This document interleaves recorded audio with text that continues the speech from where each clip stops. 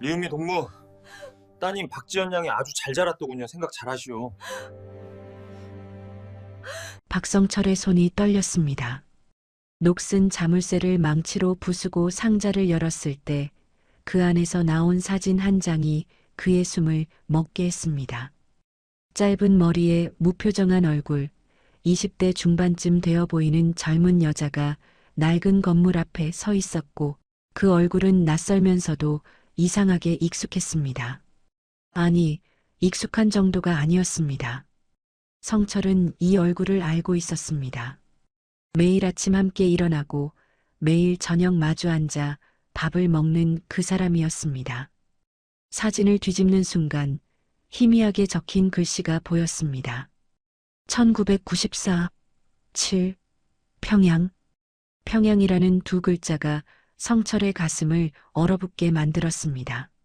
상자 안에는 다른 사진들도 있었고 암호처럼 보이는 숫자들이 빼곡히 적힌 종이와 소형, 무전기 같은 낡은 기계도 들어 있었습니다. 이것들은 평범한 물건이 아니었습니다. 그날 밤 성철은 아내 김영희에게 상자를 보여주었습니다. 23년을 함께 산 아내의 얼굴이 순간 하얗게 굳었고 손이 떨렸습니다. 며칠 뒤 한밤중에 낯선 남자가 찾아왔습니다. 리은미 동무, 오래간만이요. 북쪽 억양의 그 한마디가 23년 결혼 생활을 한순간에 무너뜨렸습니다. 성철의 아내는 북한에서 온 공작원이었습니다. 어떻게 이런 일이 가능했을까요? 30년을 함께 시장 골목을 걸으며 두 아이를 키우며 매일 아침 도축장으로 향하고 밤이면 함께 설거지를 하던 그 평범한 일상 속에 이런 비밀이 숨어 있었다는 게 믿어지십니까? 냉동고 뒤 좁은 틈새에 숨겨진 작은 금속 상자 하나가 한 가족의 모든 것을 바꿔놓을 줄 누가 알았겠습니까? 그 이야기를 지금부터 들려드리겠습니다. 이 사연이 시작되기 전에 혹시 여유가 되신다면 구독과 좋아요 한 번씩 눌러주시면 정말 큰 힘이 됩니다. 그리고 지금 이 사연을 듣고 계신 지역을 댓글로 남겨주시면 그곳으로 따뜻한 인사를 전하고 싶습니다. 부탁드립니다. 자, 그럼 이야기를 시작하겠습니다. 그날 아침도 평범했습니다. 새벽 5시 알람이 울리기 전에 성철은 눈을 떴습니다. 30년 넘게 이 시간에 일어나다 보니 몸이 알아서 깨는 것 같았습니다. 옆자리에서는 영희가 여전히 잠들어 있었습니다. 성철은 조용히 일어나 세수를 하고 작업복을 입었습니다. 거울 속 자신의 얼굴은 쉰둘이라는 나이답게 주름이 늘어 있었지만 아직 건강했습니다. 부엌으로 가자 영희가 이미 깨어 있었습니다. 어머, 벌써 일어나셨어요? 그녀가 물었습니다. 응, 오늘 도축장에 일찍 가야 해. 성철이 대답했습니다. 영희는 냉장고에서 김치를 꺼내 간단한 아침을 차렸습니다. 밥 한 공기, 김치찌개, 계란말이.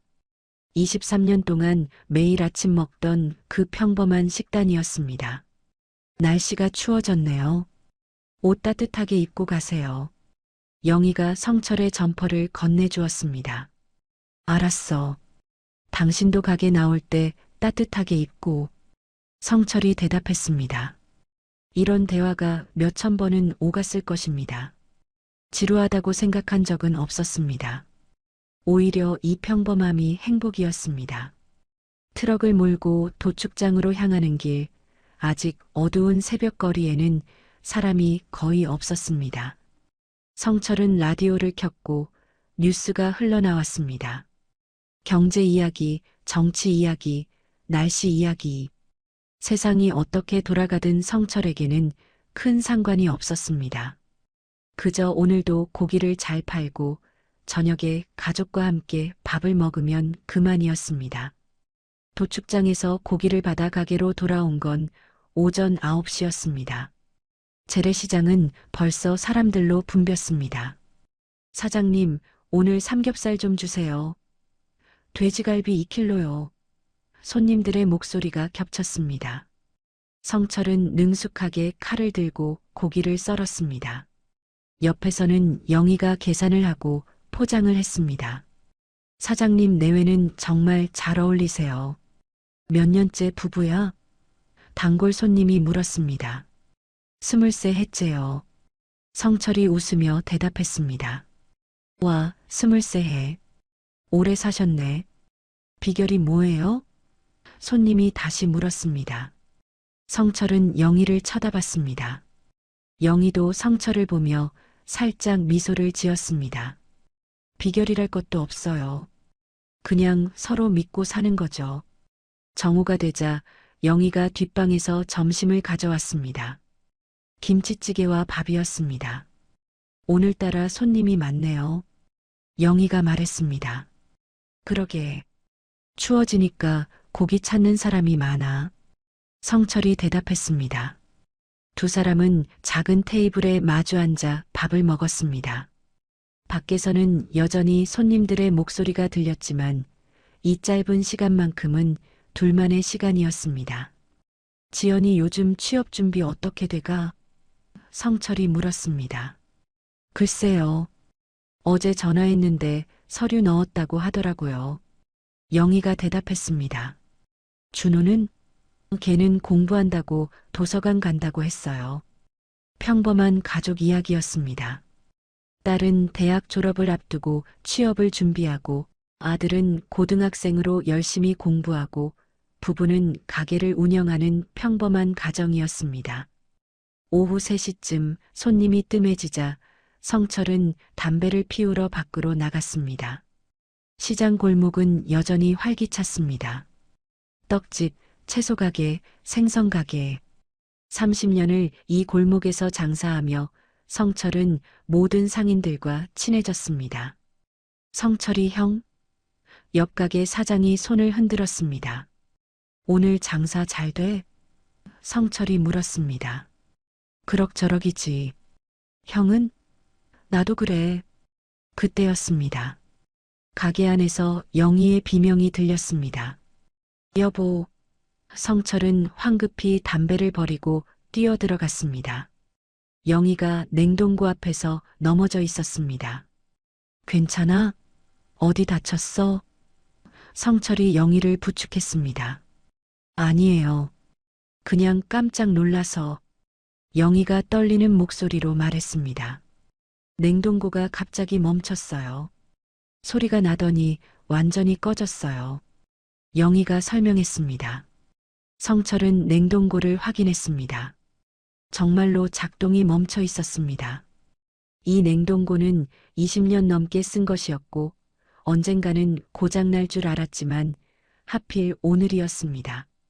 수리기사 불러야겠네. 성철이 한숨을 쉬었습니다.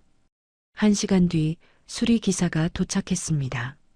40대 중반쯤 되어 보이는 남자였고 능숙하게 공구함을 열고 냉동고를 살폈습니다. 이거 오래됐네요.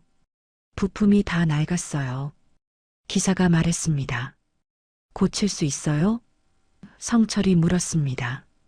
한번 봐야겠는데 벽에서 떼어내야 할 것 같아요. 기사는 냉동고를 벽에서 완전히 떼어냈습니다. 그 순간 냉동고와 벽 사이 좁은 틈새에서 무언가가 덜컹거리며 굴러나왔습니다. 먼지투성이 금속 상자였습니다. 손바닥 2개 크기 정도였고 녹슨 자물쇠로 잠겨 있었습니다. 이게 뭐지? 성철이 상자를 집어들었습니다. 기사도 신기한 듯 쳐다봤습니다. 여기 있던 거예요? 오래된 것 같은데요. 성철은 고개를 저었습니다. 처음 보는 건데. 뒤편에서 포장을 하던 영희가 돌아봤습니다. 그녀의 시선이 상자에 닿는 순간 얼굴 표정이 미세하게 변했습니다. 하지만 성철은 그때 그것을 알아채지 못했습니다. 수리기사는 1시간 정도 작업을 한 뒤 냉동고를 다시 작동시켰습니다. 일단 돌아가는데 오래 못 갈 거예요. 새 거 알아보시는 게 좋을 것 같아요. 기사가 조언했습니다. 성철은 수리비를 지불하고 기사를 보냈습니다. 저녁 6시 가게 문을 닫고 집으로 돌아가는 길이었습니다. 성철은 금속 상자를 손에 들고 있었습니다. 무게는 가볍지 않았고 흔들면 안에서 무언가 부딪히는 소리가 났습니다. 호기심이 생겼습니다. 도대체 안에 뭐가 들었길래 냉동고 뒤에 숨겨져 있었을까요? 집에 도착하자 영희는 부엌으로 향했습니다. 저녁 준비할게요. 그녀가 말했습니다. 성철은 상자를 식탁 위에 올려놓고 찬찬히 살폈습니다. 자물쇠는 완전히 녹슬어 있었고 상자 자체도 낡아 보였습니다. 적어도 10년은 넘은 것 같았습니다. 여보, 이것 좀 봐. 성철이 영희를 불렀습니다. 영희는 냄비를 저으며 돌아봤다가 상자를 보는 순간 멈췄습니다. 국자를 든 손이 아주 미세하게 떨렸습니다. 그게 뭐예요? 영희의 목소리는 평소보다 조금 높았습니다. 냉동고 뒤에서 나왔어. 열어봐도 될까? 성철이 물었습니다. 영희는 잠시 망설이다가 고개를 끄덕였습니다. 하지만 그녀의 눈빛은 어딘가 불안해 보였습니다. 성철은 공구함에서 망치를 꺼냈습니다. 자물쇠를 몇 번 내리치자 녹슨 금속이 쉽게 부서졌습니다. 상자가 열렸습니다. 안에는 낡은 사진 여러 장과 종이들, 그리고 손바닥만 한 기계가 들어 있었습니다. 성철은 먼저 사진을 꺼냈습니다. 짧은 머리에 무표정한 얼굴의 젊은 여자가 낡은 건물 앞에 서 있었습니다. 20대 중반쯤 되어 보였습니다. 그 얼굴을 보는 순간 성철의 심장이 철렁 내려앉았습니다. 낯설지만 어딘가 익숙한 얼굴이었습니다. 아니, 익숙한 정도가 아니었습니다. 이 얼굴은 분명히 어딘가에서 본 적이 있었습니다. 성철은 천천히 고개를 들어 영희를 쳐다봤습니다. 영희는 그 자리에 얼어붙어 있었습니다. 부엌에서 냄비를 저으던 손이 멈췄고 그녀의 눈은 성철이 들고 있는 사진에 고정되어 있었는데 그 눈빛 속에는 성철이 23년 동안 한 번도 본 적 없는 감정이 담겨 있었습니다. 두려움이었을까요? 아니면 놀라움이었을까요? 어쩌면 둘 다였을지도 모릅니다. 국자에서 김치찌개 국물이 뚝뚝 떨어져 바닥에 작은 얼룩을 만들었지만 영희는 그것조차 알아채지 못하는 것 같았습니다. 여보, 성철이 조심스럽게 불렀습니다. 이 사진 좀 봐. 이게 누구야? 영희는 몇 초간 대답하지 않았습니다. 그녀의 입술이 파르르 떨렸고 호흡이 조금씩 빨라지는 게 보였습니다. 성철은 이상했습니다. 단순히 낡은 사진 한 장을 보고 이렇게 반응할 이유가 없었는데 마치 유령을 본 사람처럼 영희의 얼굴에서 혈색이 빠져나가고 있었습니다. 모르는 사람이네요. 영희가 겨우 입을 열었습니다. 목소리가 평소보다 한 톤 높았고 어딘가 억지로 침착함을 유지하려는 듯한 긴장이 느껴졌습니다. 옛날에 누가 숨겨둔 거겠죠. 그냥 버리세요. 성철은 사진을 다시 들여다봤습니다. 짧은 머리, 무표정한 얼굴, 20대 중반의 여자. 그런데 이 얼굴이 왜 이렇게 익숙하게 느껴지는 걸까요? 눈매, 코, 입술의 선, 턱선까지도 어딘가 본 적이 있는 것 같았는데 성철은 천천히 고개를 들어 영희를 쳐다봤습니다. 이 사람, 당신 젊었을 때랑 좀 닮지 않았어? 그 말이 떨어지자마자 영희의 손에서 국자가 떨어졌습니다. 쨍그랑 하는 소리가 작은 부엌 안에 울렸고 국물이 바닥에 튀었습니다. 아, 죄송해요. 영희가 황급히 국자를 주우며 말했습니다. 손에 힘이 없었나 봐요. 하지만 성철은 알아챘습니다. 아내의 손이 떨리고 있다는 것을, 그리고 그 떨림이 단순한 실수 때문이 아니라는 것을. 23년을 함께 산 아내였습니다. 성철은 영희의 모든 습관과 표정을 알고 있었습니다. 화가 났을 때 입술을 깨무는 버릇, 걱정될 때 눈썹을 찌푸리는 모습, 피곤할 때 한숨을 쉬는 방식까지도. 하지만 지금 영희의 표정은 그 어떤 것과도 달랐습니다. 이건 단순한 놀람이나 당황이 아니었습니다. 안 닮았어요. 영희가 바닥을 닦으며 말했습니다. 저녁 먹어요. 식기 전에. 그녀는 더 이상 사진에 대해 이야기하고 싶지 않다는 듯이 서둘러 식탁에 음식을 차렸습니다. 김치찌개, 두부조림, 시금치나물. 평소라면 오늘 두부가 싸길래 많이 샀어요. 같은 이야기를 건넸을 텐데 영희는 입을 열지 않았습니다. 성철은 상자를 거실 선반 위에 올려두고 식탁에 앉았습니다. 저녁 식사는 이상하게 조용했습니다. 평소라면 영희가 아이들 이야기를 꺼냈을 것입니다. 지연이가 어제 전화해서 뭐라고 했는지, 준호가 요즘 학교에서 어떤지, 그런 이야기들이 식탁을 채웠는데 오늘은 숟가락 부딪는 소리만 들렸습니다. 영희는 밥을 거의 먹지 않았습니다. 김치찌개를 한 숟가락 떠서 입에 넣었다가 삼키지도 못하고 그냥 내려놓았습니다. 입맛이 없어? 성철이 물었습니다. 응, 조금. 영희가 짧게 대답했습니다. 오늘 가게에서 이것저것 맛보느라 배가 안 고파요. 하지만 그건 거짓말이었습니다. 성철은 알고 있었습니다. 영희는 가게에서 거의 아무것도 먹지 않았습니다. 점심때 김치찌개 한 그릇을 함께 먹은 게 전부였습니다. 성철은 더 묻지 않았습니다. 뭔가 잘못되고 있다는 느낌이 들었지만 어떻게 물어봐야 할지 알 수 없었습니다. 식사를 마치고 설거지를 하는 동안에도 영희는 말이 없었습니다. 평소라면 성철이 설거지를 거들겠다고 하면 괜찮아요. 앉아 계세요 하고 웃으며 거절했을 텐데 오늘은 그저 고개만 끄덕였습니다. 성철은 거실에 앉아 텔레비전을 켰지만 화면에 무엇이 나오는지 전혀 들어오지 않았습니다. 선반 위에 놓인 상자가 자꾸 눈에 들어왔습니다. 밤 9시 준호가 학원에서 돌아왔습니다. 아빠, 엄마 다녀왔습니다. 아들의 밝은 목소리가 집안을 채웠습니다. 영희는 현관으로 나가 준호의 가방을 받아주었습니다. 배고프지? 저녁 남겨뒀어. 네, 고마워요, 엄마. 준호가 식탁에 앉자 영희는 찌개를 데워주었습니다. 엄마, 괜찮으세요? 얼굴이 안 좋아 보여요. 준호가 물었습니다. 괜찮아. 그냥 좀 피곤해서. 영희가 아들의 머리를 쓰다듬으며 말했습니다. 너 시험 잘 봤어? 네, 수학이 좀 어려웠는데 그래도 괜찮았어요. 모자의 대화를 듣고 있던 성철은 영희의 목소리가 평소와 다르다는 걸 느꼈습니다. 억지로 밝게 굴고 있는 것 같았습니다. 아들 앞에서 걱정을 주지 않으려고 애쓰는 게 역력했습니다. 준호가 저녁을 먹고 자기 방으로 들어가자 집안은 다시 조용해졌습니다. 먼저 들어가서 쉬어.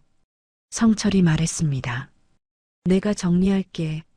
아니에요, 제가 할게요. 영희가 대답했습니다.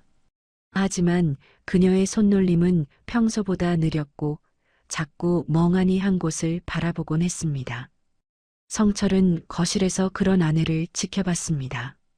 뭔가 말하고 싶어 하는 것 같기도 했고 동시에 절대 말하고 싶지 않아 하는 것 같기도 했습니다. 밤 10시 영희가 먼저 침실로 들어갔습니다. 저 먼저 잘게요. 그녀가 말했습니다. 네, 편히 자. 성철은 대답했지만 잠자리에 들 생각이 없었습니다. 거실에 혼자 남은 성철은 다시 상자를 꺼냈습니다. 사진을 한 장 한 장 살폈습니다. 총 5장이었습니다. 모두 같은 여자가 찍혀 있었고 배경만 조금씩 달랐습니다. 한 사진에서는 군복 같은 옷을 입고 있었고 다른 사진에서는 여러 사람과 함께 서 있었습니다. 모두 표정이 없었습니다. 웃지도 슬퍼하지도 않는 그저 무표정한 얼굴이었습니다. 성철은 사진을 뒤집어 봤습니다. 희미한 글씨가 보였습니다. 1994, 7, 평양, 평양. 그 두 글자가 성철의 가슴을 얼어붙게 만들었습니다.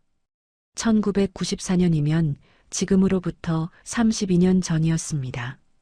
그리고 그 해는 성철이 영희를 처음 만난 해였습니다.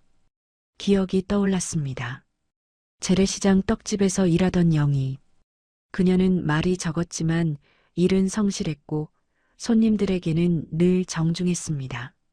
성철은 정육점을 하다가 떡을 사러 갔다가 그녀를 처음 봤습니다. 삼색떡 한 판 주세요. 네, 잠시만요. 그녀의 목소리는 차분했고 손놀림은 정확했습니다. 몇 번 떡을 사러 가면서 성철은 그녀에게 호감을 느꼈습니다. 어느 날 용기를 내서 물었습니다. 여기서 일한 지 오래됐어요? 아니요, 석 달쯤 됐어요. 어디 사세요? 근처 고시원이요. 짧은 대화였지만 성철은 그녀가 외롭게 살고 있다는 걸 느꼈습니다. 몇 달 뒤 성철은 정식으로 데이트 신청을 했습니다. 저녁 한번 같이 먹을래요? 영희는 잠시 망설이다가 고개를 끄덕였습니다.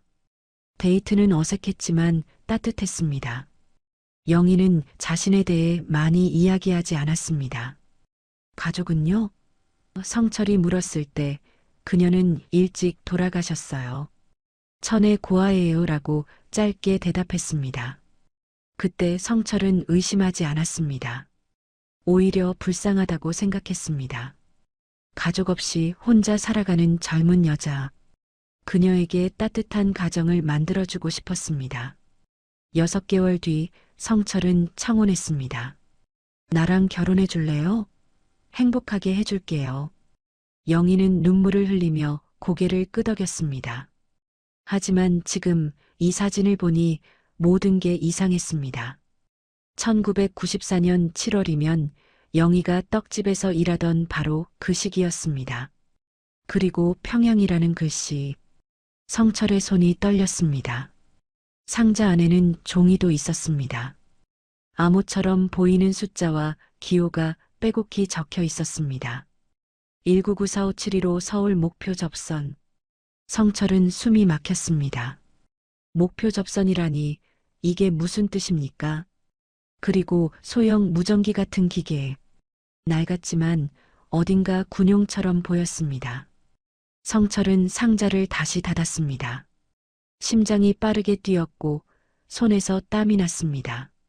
아니야, 이건 말도 안 돼. 영희는 내 아내야. 23년을 함께 산 사람이야. 하지만 머릿속에서는 계속 의문이 떠올랐습니다. 왜 영희는 이 사진을 보고 저렇게 놀랐을까? 왜 손이 떨렸을까? 왜 밥을 먹지 못했을까? 밤 11시가 넘었습니다. 성철은 화장실에 가려고 일어났습니다. 복도를 지나는데 거실에서 희미한 불빛이 보였습니다. 성철은 조심스럽게 다가갔습니다. 거실 불은 꺼져 있었지만 선반 위에서 가져온 상자 옆에 작은 스탠드가 켜져 있었습니다. 그리고 그 불빛 아래에 영희가 앉아 있었습니다. 그녀는 바닥에 무릎을 꿇고 앉아 상자 안의 사진을 손에 쥐고 있었습니다. 어깨가 가늘게 떨렸고 고개를 숙인 채 소리 없이 울고 있었습니다. 눈물이 사진 위로 떨어졌고 그녀는 다른 손으로 입을 막고 있었는데 아마도 소리가 새어나가지 않도록 하려는 것 같았습니다. 성철은 그 자리에서 얼어붙었습니다. 23년 동안 영희가 이렇게 우는 모습을 본 적이 없었습니다. 시어머니가 돌아가셨을 때도, 가게에 도둑이 들었을 때도, 심지어 준호가 아파서 병원에 실려갔을 때도 영희는 침착했습니다. 눈물을 보인 적이 없었습니다. 그런데 지금 낡은 사진 하나를 붙잡고 이렇게 무너져 내리고 있었습니다. 성철은 뒤로 물러났습니다.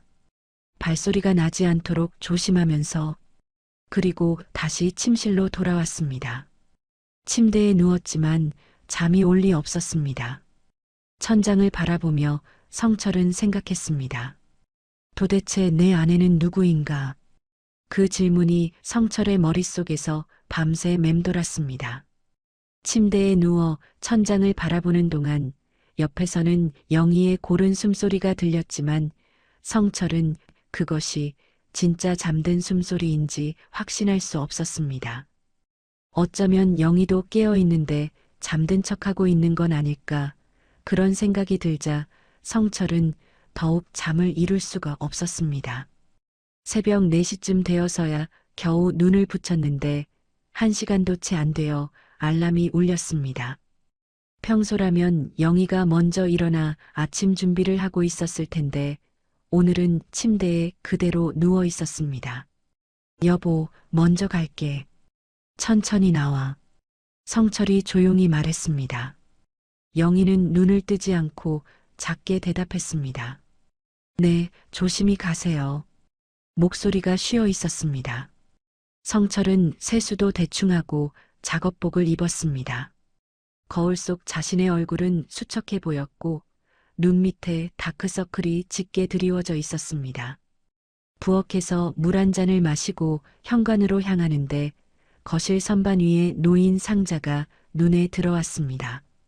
성철은 잠시 망설이다가 상자를 들고 나왔습니다. 가게에 가져가서 혼자 다시 살펴보고 싶었습니다. 트럭을 몰고 도축장으로 향하는 길은 평소와 같았지만 성철의 마음은 전혀 평소 같지 않았습니다. 어둠 속을 달리는 동안 머릿속에서는 계속 어젯밤 장면이 재생되었습니다. 거실 바닥에 무릎 꿇고 앉아 사진을 붙잡고 우는 영희의 모습, 그 떨리는 어깨와 소리 없는 눈물, 그리고 사진을 쓰다듬는 그녀의 손길이 마치 오래전 잃어버린 무언가를 되찾은 사람처럼 보였다는 것.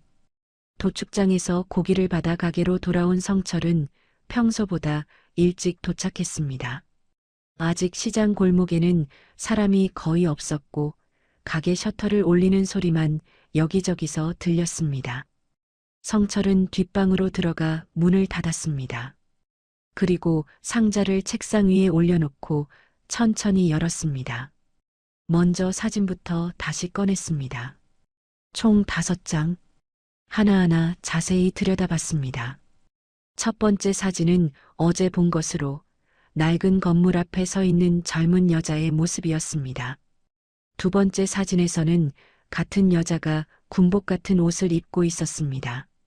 카키색 재킷에 모자를 쓰고 있었는데 표정은 여전히 무표정했습니다.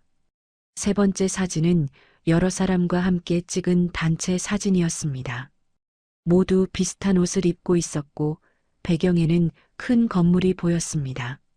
성철은 사진을 창문 쪽으로 들어 올려 밝은 빛에 비춰봤습니다. 그 얼굴이 영희와 닮았다는 것은 의심의 여지가 없었습니다. 눈매가 똑같았고 코의 형태도 같았으며 특히 왼쪽 눈썹 끝이 살짝 올라가는 모습까지 영희와 똑같았습니다. 성철은 그 눈썹을 얼마나 많이 봤습니까? 영희가 웃을 때마다, 놀랄 때마다, 화날 때마다 그 눈썹이 움직이는 걸 23년 동안 지켜봤는데 이 사진 속 여자도 똑같은 눈썹을 가지고 있었습니다. 사진 뒷면을 하나씩 확인했습니다.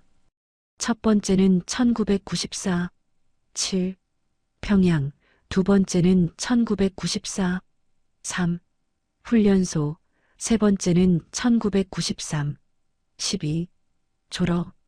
성철의 심장이 빠르게 뛰기 시작했습니다. 훈련소라니요. 무슨 훈련소입니까? 그리고 졸업은 또 무엇의 졸업입니까? 네 번째 사진 뒷면에는 1994, 6, 최종 점검, 다섯 번째에는 1994, 7, 15, 출발이라고 적혀 있었습니다. 출발. 1994년 7월 15일 출발. 성철은 기억을 더듬었습니다. 영희가 떡집에 처음 나타난 게 언제였죠? 7월 말쯤이었습니다. 성철이 처음 그녀를 본 날은 7월 27일이었습니다.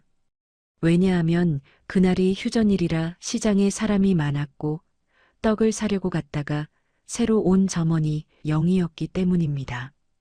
7월 15일 출발, 7월 27일 떡집 등장. 열이틀의 간격. 성철은 종이들을 펼쳤습니다. 암호 같은 숫자와 기호들이 빼곡했습니다. 19945715 서울, 목표 접선, 신분 세탁 완료, 거주지 확보. 신분 세탁이라는 단어가 성철의 눈에 들어왔습니다. 신분을 세탁한다는 게 무슨 뜻입니까? 다른 종이에는 더 구체적인 내용이 적혀 있었습니다. 김영애 1970년생 신분증 번호 땡땡땡땡, 호적 등재 완료, 연고자 없음. 김영희. 그게 아내의 이름입니다. 하지만 이 종이에 따르면 그 이름은 1994년에 만들어진 것이었습니다. 연고자 없음이라는 말도 이상했습니다.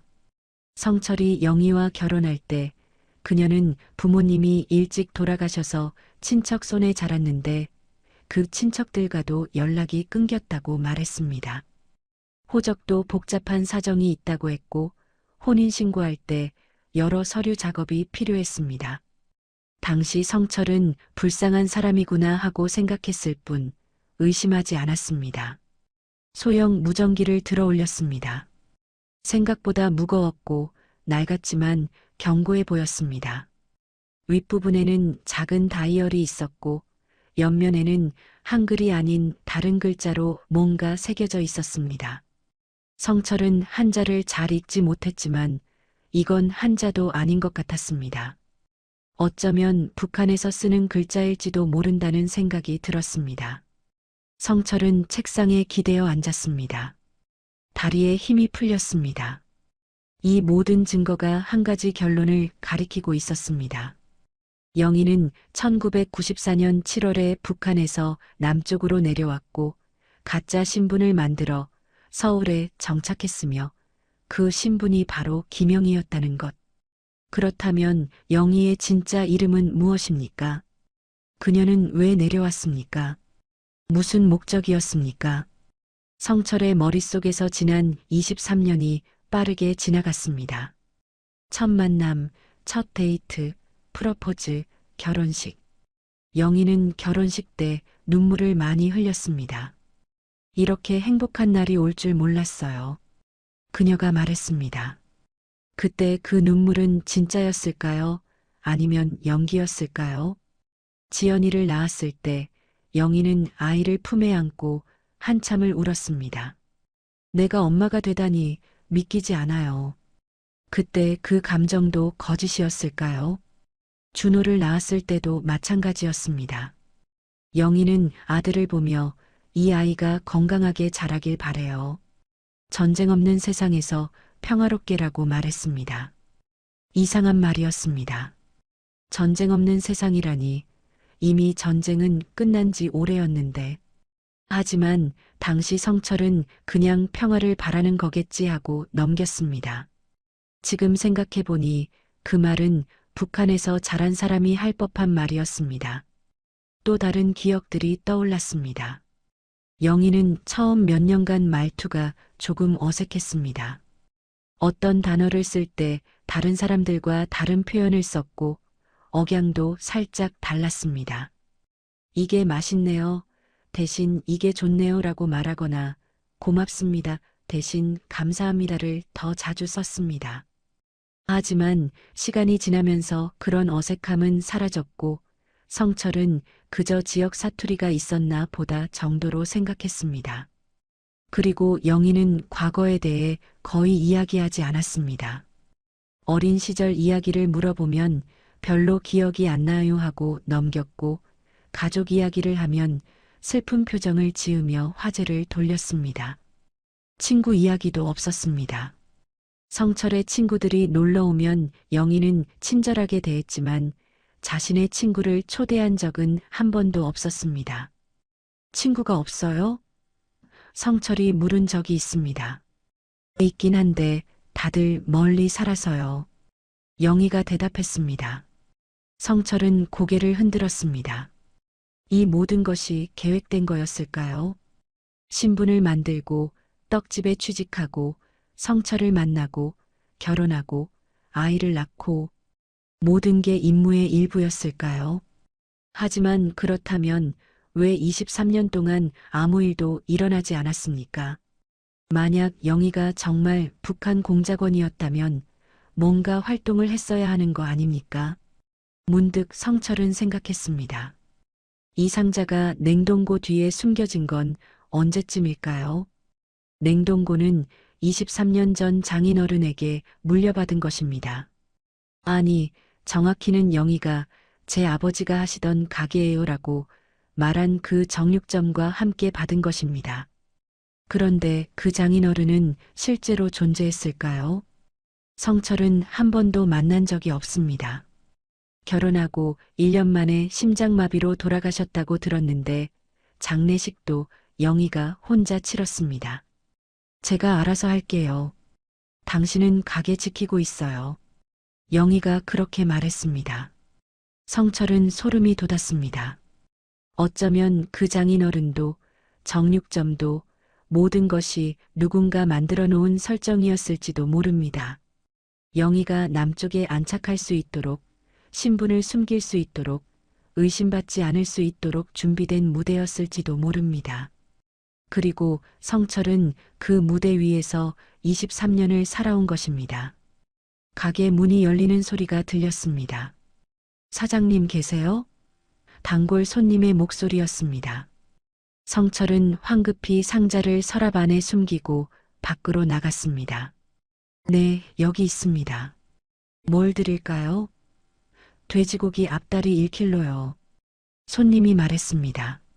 성철은 기계적으로 고기를 썰었습니다. 칼을 들고 도마 위에서 고기를 자르는 동안에도 머릿속은 복잡했습니다. 손님이 가고 또 다른 손님이 오고 아침 장사가 시작되었지만 성철의 마음은 뒷방에 숨겨둔 상자에 가 있었습니다. 10시쯤 영희가 가게에 도착했습니다. 평소보다 1시간 늦은 시간이었습니다. 늦어서 죄송해요. 그녀가 말했습니다. 얼굴이 수척해 보였고 눈이 있었습니다. 화장으로 가리려고 했지만 성철은 알아봤습니다. 영희는 밤새 많이 울었습니다. 괜찮아. 몸 안 좋으면 집에서 쉬어도 돼. 성철이 말했습니다. 아니에요, 괜찮아요. 영희가 앞치마를 두르며 대답했습니다. 오늘 할 일이 많잖아요. 두 사람은 나란히 서서 일을 했습니다. 성철은 고기를 썰고 영희는 포장을 하고 계산을 했습니다. 평소와 똑같은 모습이었지만 둘 사이의 공기는 달랐습니다. 무거웠고 어색했으며 뭔가 말하고 싶지만 말할 수 없는 긴장감이 흘렀습니다. 점심시간이 되자 영희가 뒷방에서 도시락을 꺼냈습니다. 같이 먹어요. 그녀가 말했습니다. 성철은 고개를 끄덕였습니다. 작은 테이블에 마주 앉았지만 둘 다 밥을 거의 먹지 않았습니다. 성철은 영희에게 묻고 싶었습니다. 도대체 당신은 누구냐고, 그 사진 속 사람이 당신이 맞느냐고, 평양은 무슨 평양이냐고. 하지만 입이 떨어지지 않았습니다. 그 순간 성철은 깨달았습니다. 이미 모든 증거가 있지 않습니까? 사진, 암호문, 무전기, 그리고 영희의 반응. 성철에게 필요한 건 증거가 아니라 용기였습니다. 아내에게 진실을 묻고 그 대답을 들을 용기. 하지만 그날은 아니었습니다. 성철은 아직 준비가 되지 않았습니다. 며칠이 흘렀습니다. 성철과 영희는 매일 같은 시간에 일어나 가게로 갔고 손님을 받고 고기를 썰고 저녁을 먹고 잠자리에 들었습니다. 겉으로 보기엔 아무것도 변하지 않은 것 같았지만 두 사람 사이의 공기는 점점 더 무거워졌습니다. 영희는 성철의 눈을 피했고 성철은 영희에게 아무것도 묻지 않았습니다. 서로가 서로를 의식하면서도 아무 일 없는 척 일상을 이어갔습니다. 밤마다 성철은 뒷방에 숨겨둔 상자를 꺼내 들여다봤습니다. 사진 속 여자의 얼굴은 볼 때마다 영희와 더 닮아 보였고 암호문의 숫자들은 어떤 의미인지 알 수 없었지만 점점 더 불길하게 느껴졌습니다. 성철은 인터넷을 검색해 봤습니다. 북한 공작원, 신분 세탁, 1990년대 간첩 사건. 여러 기사가 나왔습니다. 실제로 남쪽에 내려와 수십 년간 평범하게 살다가 체포된 사람들이 있었습니다. 어떤 사람은 40년 넘게 살았고 어떤 사람은 가족도 있었습니다. 기사를 읽을수록 성철은 혼란스러웠습니다. 그 사람들도 영희처럼 평범한 삶을 살았을까요? 아침에 일어나 출근하고 아이들을 학교에 보내고 저녁엔 가족과 밥을 먹었을까요? 그러다 어느 날 갑자기 체포되어 모든 것을 잃었을까요? 성철은 상상하고 싶지 않았습니다. 어느 날 국정원 사람들이 정육점 문을 열고 들어와 영희를 데려가는 모습을, 지연이와 준호가 엄마를 잃는 모습을. 사흘째 되던 날 저녁, 성철은 결심했습니다. 누군가와 상의해야 한다고. 혼자서는 이 문제를 감당할 수 없다고. 하지만 누구에게 말할 수 있을까요?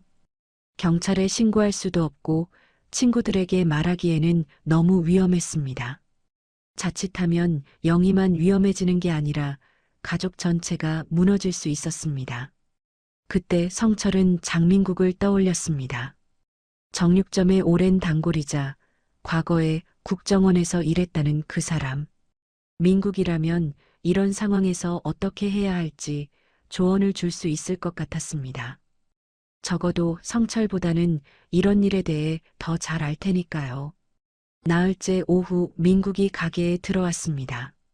평소처럼 정장 차림이었고 넥타이를 단정하게 매고 있었습니다. 사장님, 오늘 삼겹살 좀 주세요. 민국이 말했습니다. 성철은 고기를 썰면서 영희를 쳐다봤습니다. 영희는 계산대에서 손님을 응대하고 있었습니다. 형, 잠깐 밖에서 담배 한 대 피울까요? 성철이 조심스럽게 물었습니다. 민국은 잠시 성철을 쳐다보더니 고개를 끄덕였습니다. 그러지. 두 사람은 가게 밖으로 나갔습니다. 시장 골목은 저녁 준비로 분주했고 사람들의 목소리가 여기저기서 들렸습니다.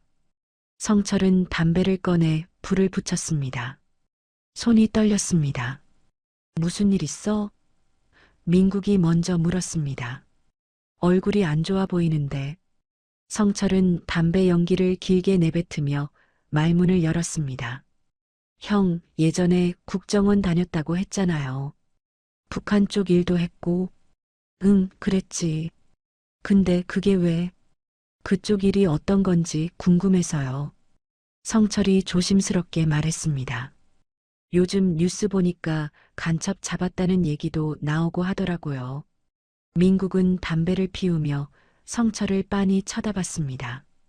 그의 눈빛이 날카로워졌습니다. 갑자기 왜 그런 걸 물어? 뉴스 보고 그냥 궁금한 거야? 아니면 다른 이유가 있어?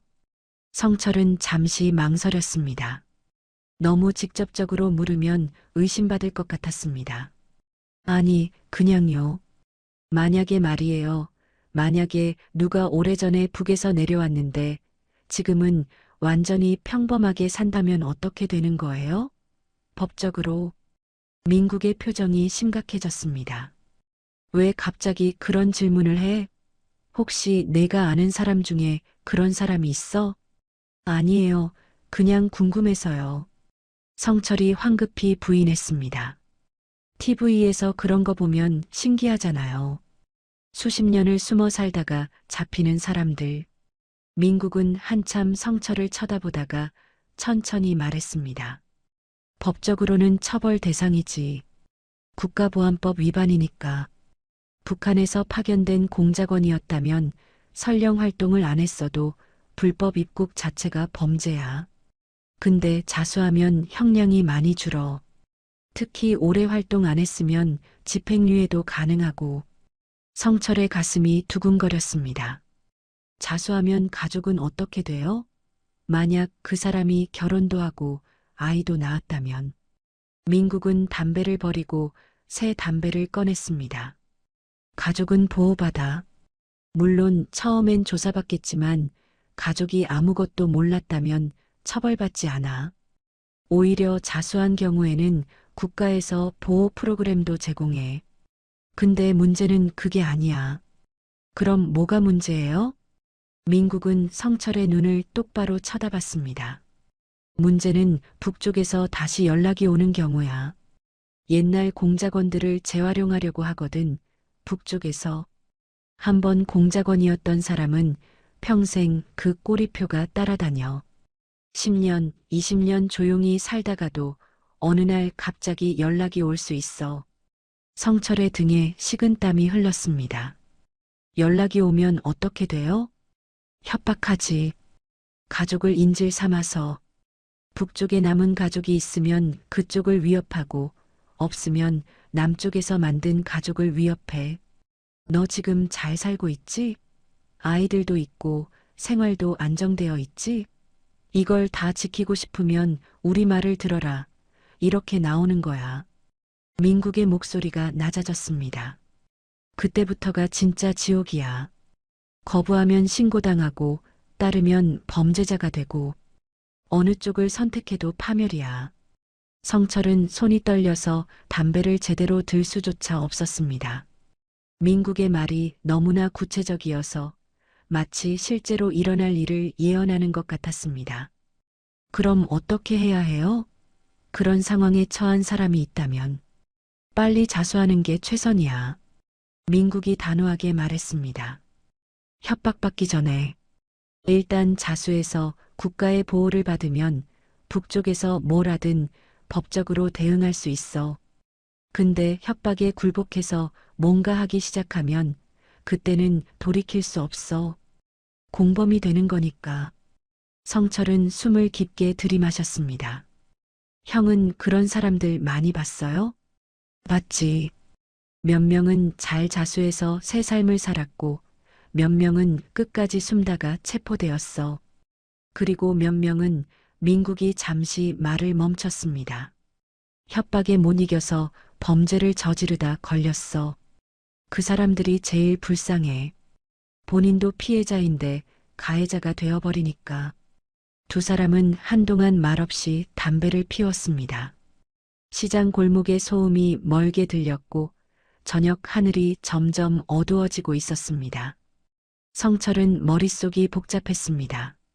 영희에게 자수하라고 말해야 할까요? 하지만 그러면 23년의 삶이 무너지는 것 아닙니까? 지연이와 준호는 어떻게 되는 겁니까? 성철아. 민국이 성철의 어깨를 잡았습니다. 너 지금 뭔가 알고 있지? 그냥 궁금해서 묻는 게 아니잖아. 성철은 고개를 저었습니다. 아니에요. 진짜 그냥 궁금해서요. 거짓말하지 마. 민국의 목소리가 조금 높아졌습니다. 나 이쪽 일 30년 했어. 사람이 뭔가 숨기고 있는지 아닌지 눈만 봐도 알아. 너 지금 엄청 불안해하고 있잖아.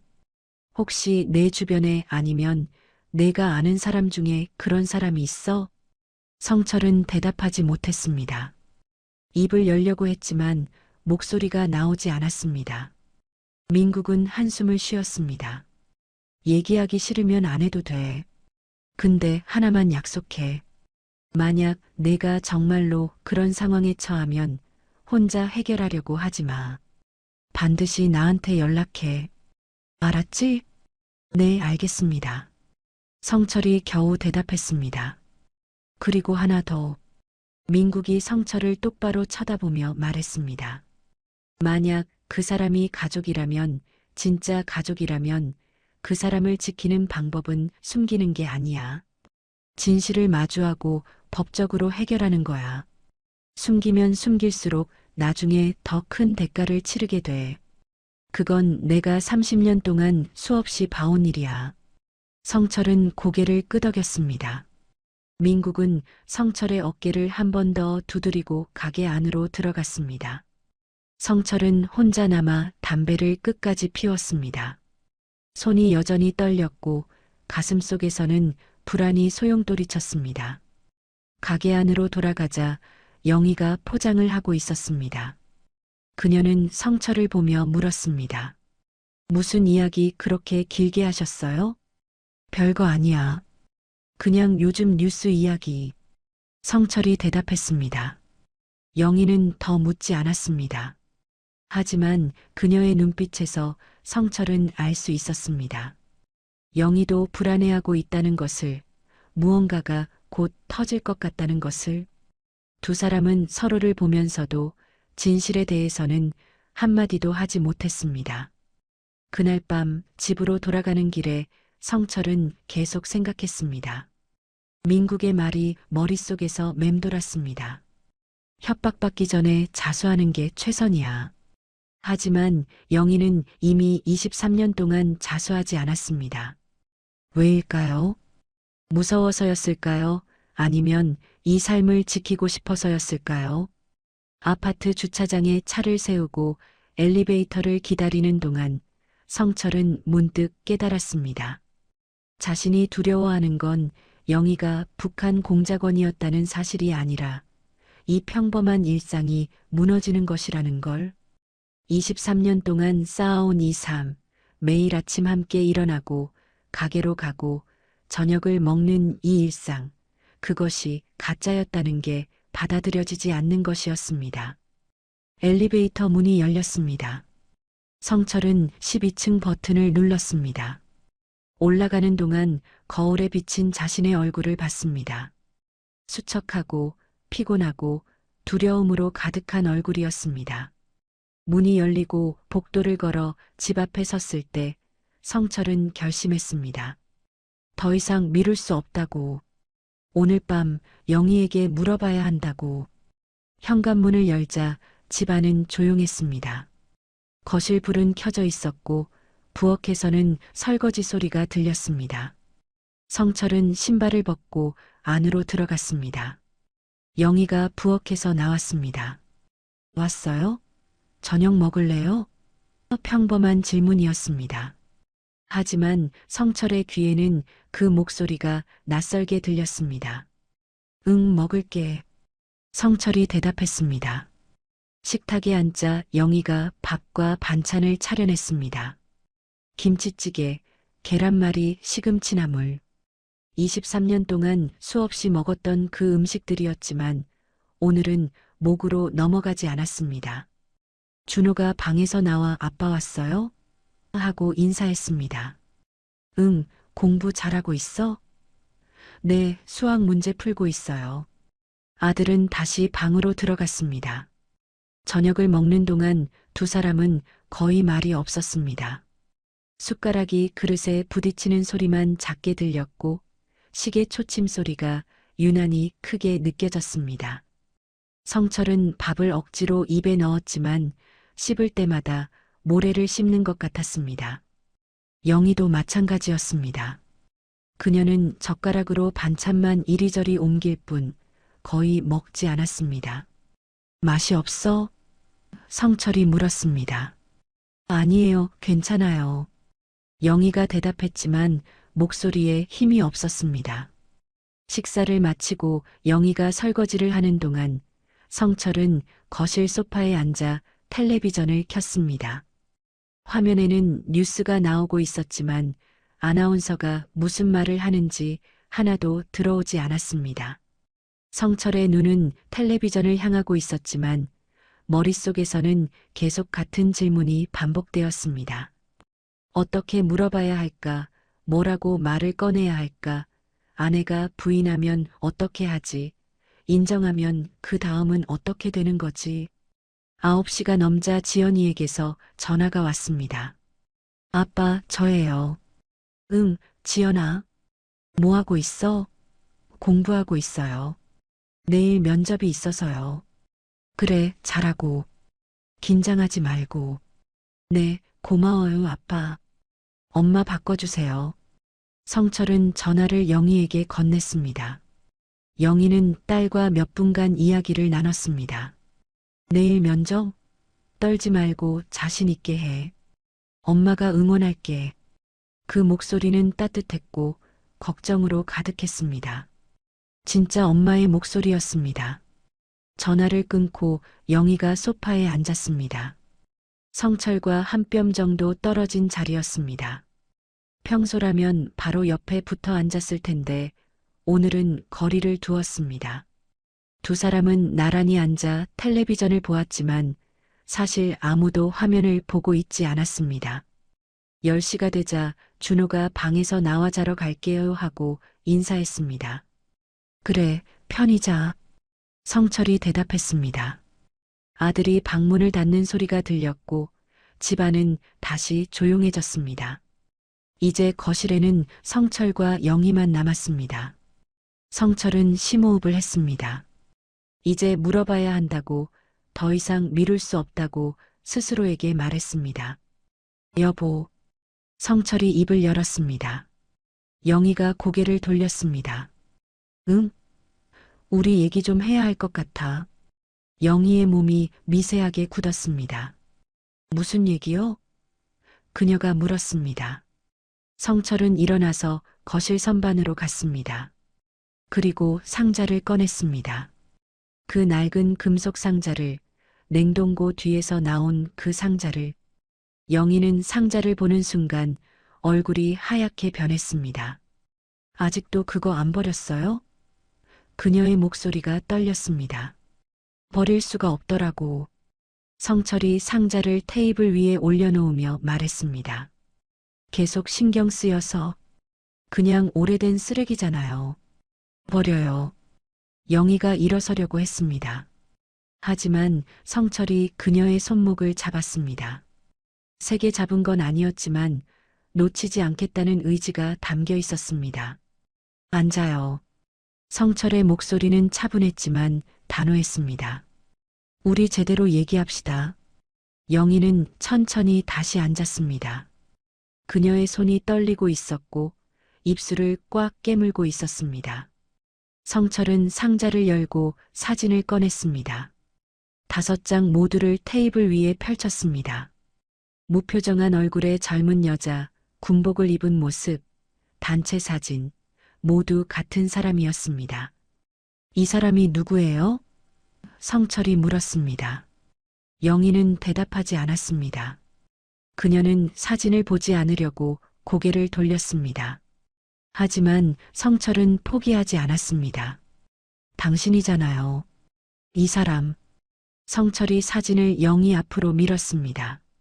눈매도 똑같고 코도 똑같고 심지어 왼쪽 눈썹 끝이 올라가는 것도 똑같아요. 이게 당신 젊었을 때 모습이잖아요. 아니에요. 영희가 작게 말했습니다. 나 아니에요. 그럼 왜 이 사진을 보고 그렇게 울었어요? 성철의 목소리가 조금 높아졌습니다. 며칠 전 밤에 봤어요. 당신이 거실에서 이 사진 붙잡고 울고 있는 거. 왜 울었어요? 모르는 사람 사진인데? 영희의 눈에서 눈물이 흘렀습니다. 그녀는 고개를 숙이고 두 손으로 얼굴을 가렸습니다. 어깨가 떨렸습니다. 성철은 다른 종이를 꺼냈습니다. 암호가 적힌 종이, 숫자와 기호로 가득한 그 종이를. 여기 보세요. 1994년 7월 15일 서울 목표 접선 신분 세탁 완료. 이게 뭐예요? 신분을 세탁한다는 게 무슨 뜻이에요? 영희는 여전히 대답하지 않았습니다. 성철은 계속했습니다. 김영희 1970년생 연고자 없음. 이것도 여기 적혀 있어요. 당신 이름이, 당신 정보가 1994년에 만들어진 거라고 적혀 있어요. 그게 무슨 뜻인지 설명해 주세요. 그만해요. 영희가 고개를 들었습니다. 눈물로 범벅이 된 얼굴이었습니다. 제발 그만해요. 설명만 해주면 그만둘게요. 성철이 말했습니다. 도대체 이게 뭔지만 말해주세요. 당신은 누구예요? 23년을 함께 살았는데 나는 당신에 대해서 아무것도 모르는 거예요? 영희는 한참을 울다가 천천히 손을 내렸습니다. 눈을 감았다가 다시 떴습니다. 그리고 성철을 똑바로 쳐다봤습니다. 그 눈빛은 체념으로 가득했습니다. 알고 싶지 않을 거예요. 그녀가 작게 말했습니다. 알면 후회할 거예요. 그건 내가 판단할 일이에요. 성철이 단호하게 말했습니다. 말해봐요. 진실을. 영희는 깊게 숨을 들이마셨습니다. 그리고 천천히, 아주 천천히 입을 열었습니다. 내 진짜 이름은 리은미예요. 그 말이 떨어지는 순간 성철의 머릿속이 하얗게 변했습니다. 리은미. 김영희가 아니라 리은미. 북쪽 이름이었습니다. 나는 1994년 7월에 남쪽으로 내려왔어요. 영희의, 아니 은미의 목소리는 떨렸지만 계속 이어졌습니다. 24살 때 임무를 받고 성철은 뒤로 물러났습니다. 소파 등받이에 등을 기댔는데도 몸이 휘청거렸습니다. 귀에서 윙윙 소리가 났고 숨쉬기가 힘들었습니다. 임무를 받고 그 말의 의미를 성철은 너무나 잘 알고 있었습니다. 장민국이 했던 말이 떠올랐습니다. 북한 공작원, 신분 세탁, 평범한 삶으로 위장. 당신은 성철이 겨우 목소리를 냈습니다. 당신은 간첩이었어요? 은미는 고개를 끄덕였습니다. 그리고 다시 눈물을 흘렸습니다. 처음엔 그랬어요. 하지만 지금은 아니에요. 오래전에 끝났어요. 언제부터 언제까지요? 성철이 물었습니다. 목소리가 떨렸습니다. 1994년부터 2004년까지요. 은미가 대답했습니다. 10년 동안. 하지만 실제로 활동한 건 처음 5년뿐이에요. 결혼하고 지연이를 낳고 그 뒤로는 아무것도 안 했어요. 보고도 안 하고 연락도 끊고. 성철은 계산했습니다. 1994년부터 2004년. 자신들이 결혼한 게 1996년이었습니다. 지연이가 태어난 게 1998년. 은미의 말대로라면 지연이가 태어난 뒤부터는 활동을 중단한 것입니다. 하지만 그게 무슨 의미가 있습니까? 23년 중 처음 10년은 속임수였다는 뜻 아닙니까? 그럼 나는? 성철이 물었습니다. 우리 결혼은? 그것도 임무의 일부였어요? 은미는 고개를 저었습니다. 처음엔 그랬어요. 정육점 사장과 결혼하면 시장 사람들과 가까워질 수 있고 정보도 얻기 쉬울 거라고 생각했어요.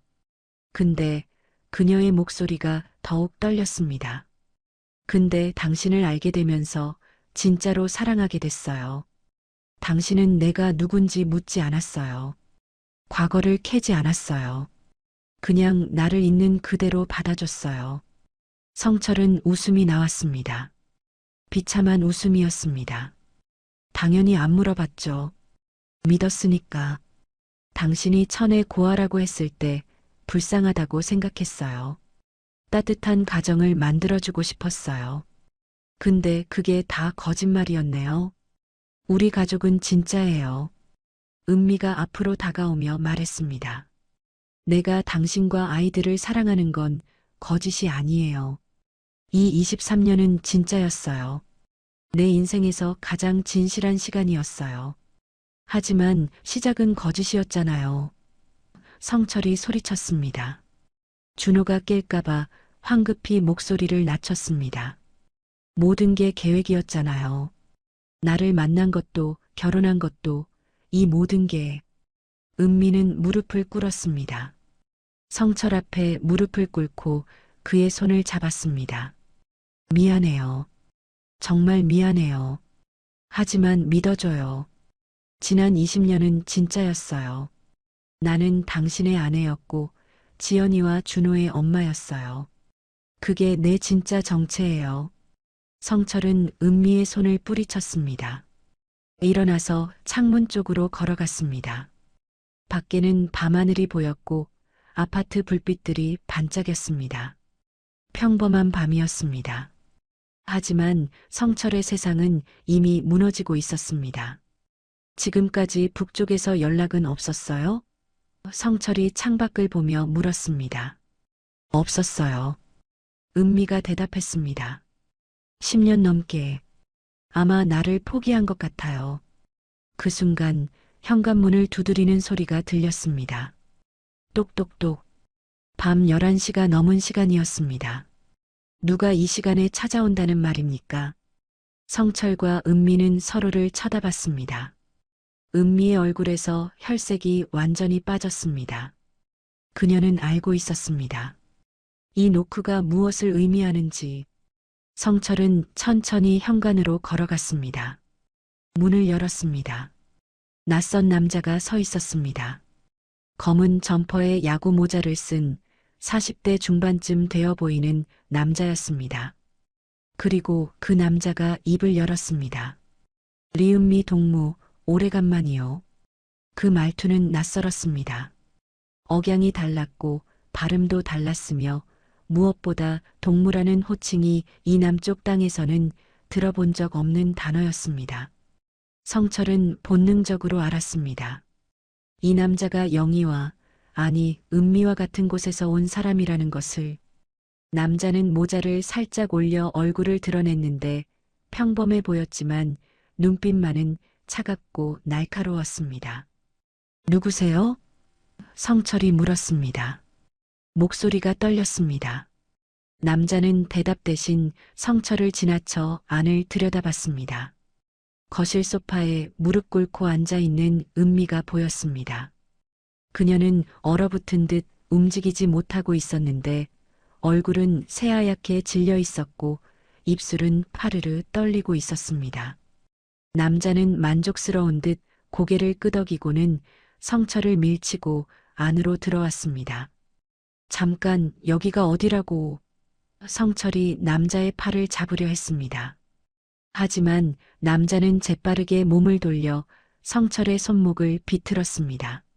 순식간에 일어난 일이었고 성철은 통증에 신음을 내질렀습니다.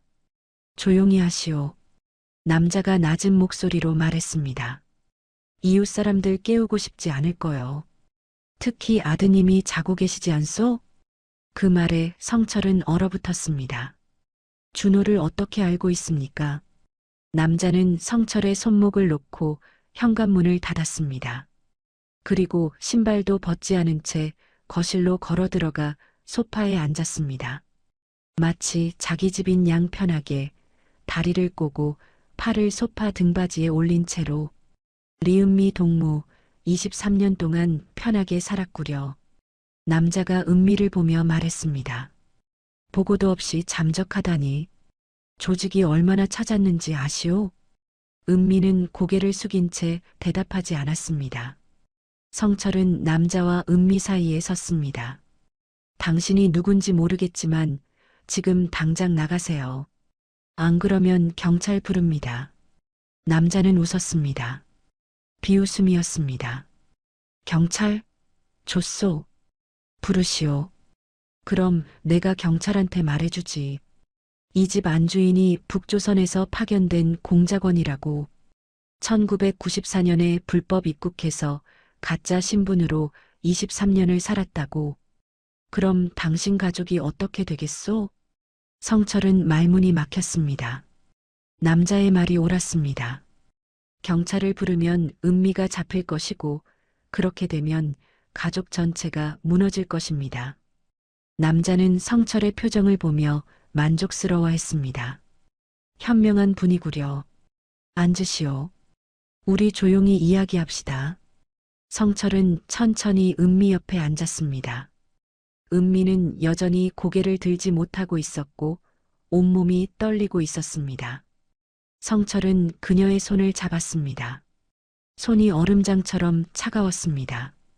남자는 주머니에서 담배를 꺼내 입에 물었습니다.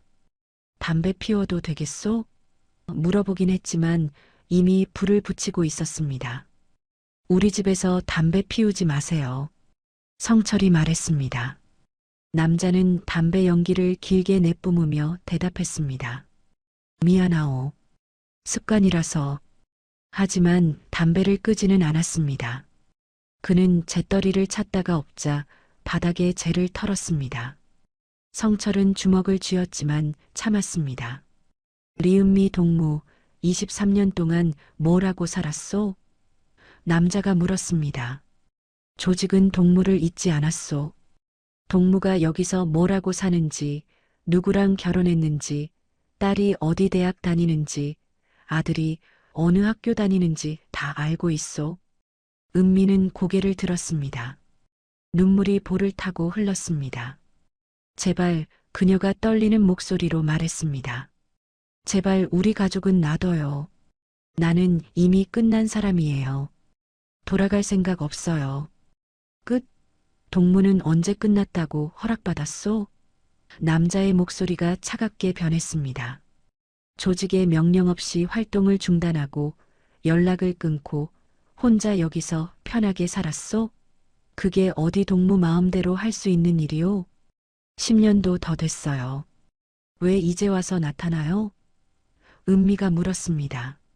조직은 언제나 필요할 때 동무들을 찾소? 남자가 담배를 재떨이 대신 바닥에 버리며 말했습니다. 성철은 그것을 보며 분노가 치밀었지만 꾹 참았습니다. 동무는 오래 여기서 살았소. 신분도 깨끗하고 의심받지 않고 그런 사람이 지금 우리에게 필요하오. 무슨 소리예요? 성철이 끼어들었습니다. 우리 아내는 아무것도 안 해요. 그냥 평범하게 살고 있어요. 남자는 성철을 쳐다봤습니다. 그 눈빛에는 경멸이 담겨 있었습니다. 박성철 씨, 당신은 23년 동안 누구랑 산 줄도 모르고 살았소? 참 순진하구려. 남자는 코트 안주머니에서 서류 봉투를 꺼냈습니다. 이걸 보시오. 봉투 안에는 사진 여러 장이 들어 있었습니다. 성철은 사진을 하나씩 꺼내 보았는데 첫 번째 사진에서 심장이 멎는 줄 알았습니다. 지연이었습니다. 대학교 정문 앞에서 친구들과 함께 웃고 있는 모습이었습니다. 두 번째 사진은 지연이가 카페에서 노트북으로 작업하는 모습이었고, 세 번째는 지연이가 지하철을 타는 모습이었습니다. 우리 딸을, 성철의 목소리가 떨렸습니다. 우리 딸을 미행했어요? 미행이 아니요. 확인이요. 남자가 차갑게 말했습니다. 동무 따님 박지연 양. 24살 서울대학교 사회복지학과 졸업 예정. 요즘 취업 준비 중이라지요? 참 예쁘게 자랐더군요. 은미는 비명을 질렀습니다. 내 딸한테 손대지 마. 그녀가 일어나 남자에게 달려들려고 했습니다. 하지만 성철이 그녀를 붙잡았습니다. 남자는 여유롭게 웃었습니다. 손댄다뇨? 우리가 뭐 하겠소? 다만 그의 목소리가 낮아졌습니다. 동무가 협조하지 않으면 국정원에 제보가 들어갈 거요. 동무 정체가 밝혀지면 따님은 어떻게 되겠소? 취업은 물 건너가고 학교에서는 쫓겨나고 주변 사람들 손가락질 받으면서 살겠지요. 당신들, 성철이 이를 악물며 말했습니다. 당신들 정체가 뭐요? 도대체 뭘 원하는 거요? 남자는 다시 봉투에서 서류를 꺼냈습니다. 간단하오. 리은미 동무, 당신 정육점 단골 손님 중에 국방부 직원 있지 않소? 김상훈이라고 과장급 되는 사람. 은미는 고개를 끄덕였습니다. 알아요. 자주 오시는 분이에요. 그 사람 집에 일주일에 한 번 가정부가 오오. 당신이 그 가정부를 소개해 주시오. 남자가 서류를 테이블 위에 놓으며 말했습니다. 여기 이력서가 있소. 이 사람을 소개해 주면 돼요. 성철은 이력서를 받습니다. 가짜 이름, 가짜 경력, 모든 게 조작된 것 같았습니다. 이게 무슨 짓이에요? 우리 아내를 이용해서 국방부 직원 집에 간첩을 심으려는 거예요? 간첩이라뇨. 그냥 가정부요.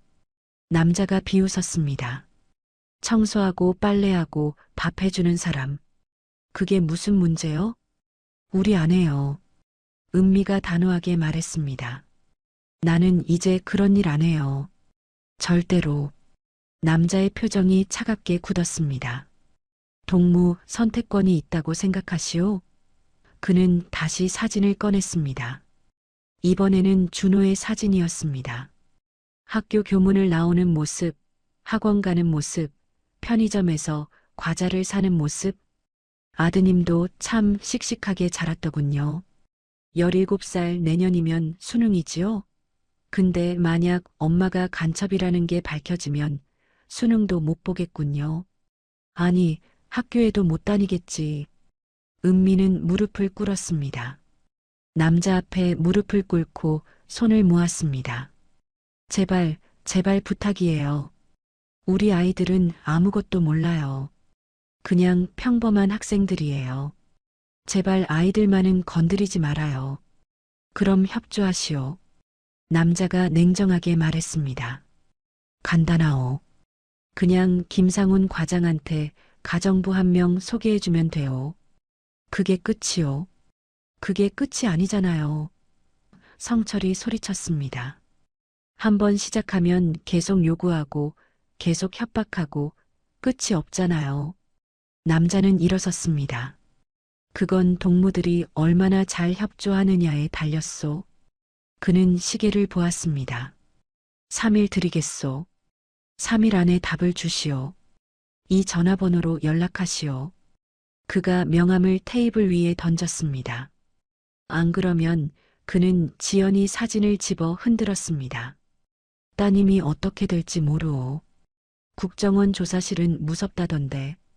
남자는 현관으로 걸어갔습니다. 문을 열기 전에 돌아봤습니다. 아, 참고로 경찰이나 국정원에 신고하면 안 돼요. 우리는 이미 여기저기 사람을 심어뒀소. 동무가 뭘 하는지 다 보고 있소. 신고하는 순간 따님 사진이 인터넷에 올라갈 거요. 북조선 간첩의 딸이라는 제목과 함께. 그가 문을 열고 나가며 마지막으로 말했습니다. 3일 잊지 마시오. 문이 닫혔습니다. 집안은 침묵에 휩싸였습니다. 은미는 바닥에 주저앉아 소리내어 울기 시작했습니다. 성철은 멍하니 서 있었습니다. 테이블 위에는 딸과 아들의 사진들이 흩어져 있었고 가짜 이력서가 놓여 있었으며 명함 한 장이 모든 것을 위협하고 있었습니다.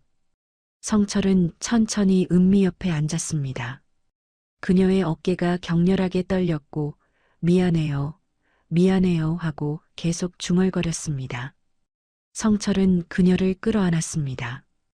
분노도 있었고 배신감도 있었고 혼란도 있었지만 지금 이 순간 가장 중요한 건 가족을 지키는 것이었습니다. 우리 어떻게 해야 돼요? 은미가 울먹이며 물었습니다. 성철은 테이블 위의 사진들을 보았습니다. 웃고 있는 지연이, 학교 가는 준호. 그들은 아무것도 모르고 있었습니다. 엄마의 과거도 지금 이 위협도. 성철은 깨달았습니다. 선택의 시간이 왔다는 것을, 그리고 이 선택이 가족의 운명을 결정할 것이라는 것을. 그날 밤 두 사람은 한숨도 자지 못했습니다. 거실 소파에 나란히 앉아 테이블 위의 사진들을 바라보고 있었는데 시계 초침 소리만 규칙적으로 들렸고 밖에서는 가끔 차 지나가는 소리가 들려왔습니다. 은미는 계속 눈물을 흘렸고 성철은 아무 말도 하지 못한 채 그저 앉아 있었습니다. 선택지는 두 가지였습니다. 북쪽의 요구를 들어주거나 아니면 자수하거나. 새벽 3시쯤 은미가 먼저 입을 열었습니다. 자수할게요. 그녀의 목소리는 쉬어 있었지만 단호했습니다. 내가 국정원에 가서 모든 걸 밝힐게요. 당신과 아이들을 지켜야 해요. 성철은 은미를 쳐다봤습니다. 그럼 당신은 어떻게 돼요? 감옥에 가잖아요. 아이들은 엄마 없이 어떻게 살아요? 그래도 저들 말을 들으면 안 돼요. 은미가 고개를 저었습니다. 민국 씨가 그랬잖아요. 한번 시작하면 끝이 없다고. 계속 요구하고 위협하고 결국 더 큰 범죄에 연루된다고. 차라리 지금 자수하는 게 나아요. 성철은 손으로 얼굴을 문질렀습니다. 머리가 아팠고 눈이 따가웠으며 온몸이 무거웠습니다. 당신이 감옥에 가면 나는 어떻게 애들한테 설명해요? 엄마가 북한 간첩이었다고? 지연이는 취업 준비하고 있고 준호는 수능 준비하고 있는데 그래도 은미의 목소리가 떨렸습니다. 그래도 이게 맞는 일이에요. 나는 잘못했어요. 23년 전에 내가 선택한 일이고 그 대가를 지금 치러야 해요. 당신과 아이들이 나 때문에 더 큰 불행을 겪게 할 수는 없어요. 성철은 일어나 창문 쪽으로 걸어갔습니다. 밖은 여전히 어두웠고 아파트 단지는 조용했습니다. 평범한 사람들이 평범하게 잠들어 있는 평범한 새벽이었습니다. 하지만 이 집만은 달랐습니다. 이 집에서는 한 가족의 운명이 걸린 선택이 이루어지고 있었습니다. 민국 형한테 가봐야겠어요. 성철이 창밖을 보며 말했습니다. 제대로 된 조언을 들어야 해요. 혼자서는 판단할 수가 없어요. 지금 새벽인데요. 은미가 말했습니다. 아침까지 기다릴게요. 성철이 돌아서며 말했습니다. 당신은 여기 있어요. 아이들 깨면 평소처럼 아침 챙겨주고 아무렇지 않은 척해요. 애들은 아직 아무것도 모르잖아요. 은미는 고개를 끄덕였습니다. 두 사람은 소파에서 서로 기댄 채 새벽을 기다렸습니다. 은미는 어느 순간 성철의 어깨에 머리를 기댔고 성철은 그녀의 손을 잡았습니다. 그 손은 여전히 차갑고 떨렸지만 성철은 놓지 않았습니다. 새벽 5시 알람이 울렸습니다. 성철은 일어나 씻고 옷을 갈아입었습니다. 은미도 부엌으로 가서 아침 준비를 시작했습니다. 밥을 하고 국을 끓이고 반찬을 꺼내는 그 익숙한 동작들이 오늘따라 느리고 무겁게 느껴졌습니다. 7시쯤 준호가 일어났고 엄마 아침 뭐해요? 하고 물었습니다. 된장찌개. 얼른 씻고 와. 은미가 평소처럼 대답했지만 목소리에서 힘이 빠져 있었습니다. 아침을 먹는 동안 성철은 준호를 쳐다봤습니다. 교복을 입고 밥을 먹는 아들의 모습이 평화로워 보였습니다. 이 아이는 아직 아무것도 모르고 있었습니다. 엄마의 정체도 어젯밤 찾아온 남자도 지금 이 가족이 얼마나 위험한 상황에 처해 있는지도. 성철은 가슴이 아팠습니다. 아빠, 오늘 일찍 가세요? 준호가 물었습니다. 응, 볼 일이 좀 있어서. 성철이 대답했습니다. 조심히 다녀오세요. 준호가 학교에 간 뒤 성철은 은미에게 말했습니다. 나 민국 형한테 갔다 올게. 가게는 조금 늦게 열어도 돼요. 알았어요. 은미가 고개를 끄덕였습니다. 조심히 다녀와요. 성철은 트럭을 몰고 민국의 집으로 향했습니다. 민국은 아파트 단지 입구 근처에 살았는데 아침 8시쯤 도착하자 마침 민국이 출근 준비를 하고 있었습니다. 초인종을 누르자 민국이 문을 열었습니다. 성철아, 왜 이렇게 일찍? 그는 성철의 얼굴을 보고 표정이 굳었습니다. 무슨 일 있어? 얼굴이 왜 그래? 형, 들어가서 얘기할 수 있을까요? 성철이 조심스럽게 물었습니다. 민국은 고개를 끄덕이고 성철을 안으로 들였습니다. 거실 소파에 앉히고 물을 한 잔 가져다 주었습니다. 말해봐. 무슨 일이야? 성철은 한참을 망설이다가 입을 열었습니다. 그리고 모든 것을 털어놓았습니다. 냉동고 뒤에서 나온 상자, 사진과 암호문과 무전기, 아내의 고백, 그리고 어젯밤 찾아온 남자까지. 말하는 동안 성철의 목소리는 떨렸고 어떤 부분에서는 말을 잇지 못하고 멈췄습니다. 민국은 말없이 들었습니다. 표정은 점점 심각해졌고 마지막에는 한숨을 길게 내쉬었습니다. 이런 민국이 머리를 감싸쥐며 말했습니다. 이런 일이 벌어졌구나. 형, 어떻게 해야 돼요? 성철이 물었습니다. 아내는 자수하겠다고 하는데 그럼 감옥에 가잖아요. 아이들은 어떻게 되고요? 근데 저들 말을 들으면 더 큰 범죄에 연루되잖아요. 민국은 잠시 생각하더니 단호하게 말했습니다. 자수가 맞아. 지금 당장. 하지만 성철이 항변하려 했습니다. 들어봐. 민국이 성철의 어깨를 잡았습니다. 지금 당장 자수하면 내 아내는 처벌받겠지만 가족은 보호받을 수 있어. 국가보안법 위반이지만 10년 넘게 활동 안 했고 협박받는 상황에서 자수한 거니까 형량이 많이 줄어. 집행유예도 가능해. 형량이 줄어도 감옥은 가잖아요. 그래, 감옥은 갈 수도 있어. 민국이 솔직하게 말했습니다. 근데 그게 최선이야. 만약 저들 말을 들으면 내 아내는 다시 공작원이 되는 거야. 국방부 직원 집에 간첩을 심는 걸 도운 거니까 현행범이 되는 거지. 그럼 형량이 훨씬 무거워. 10년, 20년도 가능해. 그리고 그때는 가족도 연루돼. 성철은 고개를 떨궜습니다. 아이들은 어떻게 돼요? 아이들은 피해자야. 민국이 말했습니다. 법적으로 아무 문제 없어. 물론 처음엔 힘들겠지. 조사도 받고 주변 시선도 있고. 근데 시간이 지나면 괜찮아질 거야. 오히려 엄마가 협박에 굴하지 않고 자수한 거니까 용기 있는 사람으로 평가받을 수도 있어. 정말 그럴까요? 내가 봐온 케이스가 몇 개 있어. 민국이 진지하게 말했습니다. 자수한 사람들은 대부분 잘 적응했어. 형 받고 교도소 다녀오고 그 다음에 새 삶을 살았어. 가족들도 처음엔 힘들었지만 결국 다시 일어섰어. 근데 끝까지 숨다가 걸린 사람들, 협박에 굴복한 사람들은 가족까지 다 무너졌어. 성철은 눈을 감았습니다. 민국의 말이 옳다는 걸 알았습니다. 하지만 받아들이기가 힘들었습니다.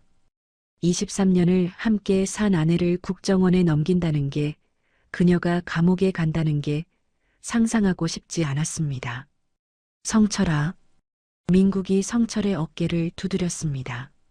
지금 선택하지 않으면 나중에 더 큰 후회를 해. 내 아내를 사랑한다면, 가족을 지키고 싶다면 지금 당장 자수해야 해. 내가 도와줄게. 국정원에 내 아는 사람 있어. 그 사람한테 연락해서 최대한 좋은 조건으로 자수할 수 있게 해줄게. 성철은 고개를 들었습니다. 민국의 눈빛은 진지했고 진심이 담겨 있었습니다. 고마워요, 형. 고마워할 거 없어. 친구 아니냐? 민국이 웃으며 말했습니다. 오늘 저녁에 시간 돼? 우리 같이 국정원 가자. 내가 동행해 줄게. 아이들한테 먼저 말해야 할 것 같아요. 성철이 말했습니다. 그래, 그게 맞아. 민국이 고개를 끄덕였습니다. 아이들이 나중에 알게 되는 것보다 부모가 직접 말하는 게 나아. 힘들겠지만 정직하게 말해. 아이들이 이해할 거야. 성철은 민국의 집을 나섰습니다. 트럭에 올라타 시동을 걸었지만 한참을 그냥 앉아 있었습니다. 핸들을 꽉 잡고 눈을 감았습니다. 이제 집으로 돌아가서 아내에게 말해야 합니다. 오늘 저녁 국정원에 가자고. 그리고 아이들을 불러서 진실을 말해야 합니다. 엄마가 누구인지, 무슨 일이 벌어지고 있는지. 집으로 돌아가는 길, 성철은 계속 생각했습니다. 어떻게 말을 꺼내야 할까? 아이들이 받아들일 수 있을까? 가족이 이 시련을 견딜 수 있을까? 신호등 앞에서 멈췄을 때 옆차에서는 아빠가 아이를 학교에 데려다 주는 모습이 보였습니다. 평범한 아침 풍경이었습니다. 성철도 몇 년 전까지는 저렇게 준호를 학교에 데려다 주곤 했습니다. 그때는 행복했습니다. 평범하고 조용하고 문제없는 일상이었습니다. 하지만 이제 그 일상은 끝났습니다. 냉동고 뒤에서 나온 작은 금속 상자 하나가 모든 것을 바꿔놓았습니다.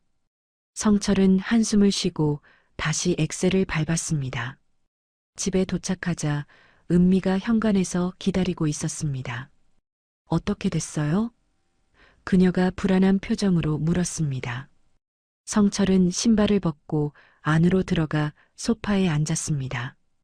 민국 형이 그래요. 자수하는 게 최선이라고. 은미는 고개를 끄덕였습니다. 알았어요. 언제 갈까요? 오늘 저녁에 민국 형이 같이 가주겠대요. 성철이 말했습니다. 그 전에 아이들한테 말해야 해요. 지연이 불러요. 집에 와야 한다고. 은미의 얼굴이 창백해졌습니다. 아이들한테 뭐라고 말하죠? 진실을 말해요. 성철이 은미의 손을 잡았습니다.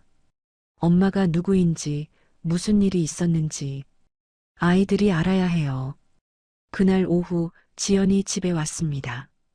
왜 갑자기 오라고 하셨어요? 무슨 일 있어요? 딸이 물었습니다. 저녁 6시 학원에서 돌아온 준호도 함께 거실에 앉았습니다. 가족 4명이 모두 모였습니다. 성철은 심호흡을 했습니다. 그리고 입을 열었습니다. 애들아, 엄마가 너희한테 할 말이 있어. 거실은 조용했습니다. 지연이와 준호는 소파에 나란히 앉아 부모를 쳐다보고 있었고 성철은 은미 옆에 앉아 그녀의 손을 꽉 잡고 있었습니다. 은미의 손은 얼음장처럼 차갑고 떨렸지만 성철은 놓지 않았습니다. 창밖으로는 저녁 해가 지고 있었고 거실에 주황빛이 스며들었습니다. 은미는 한참을 입을 열지 못했습니다.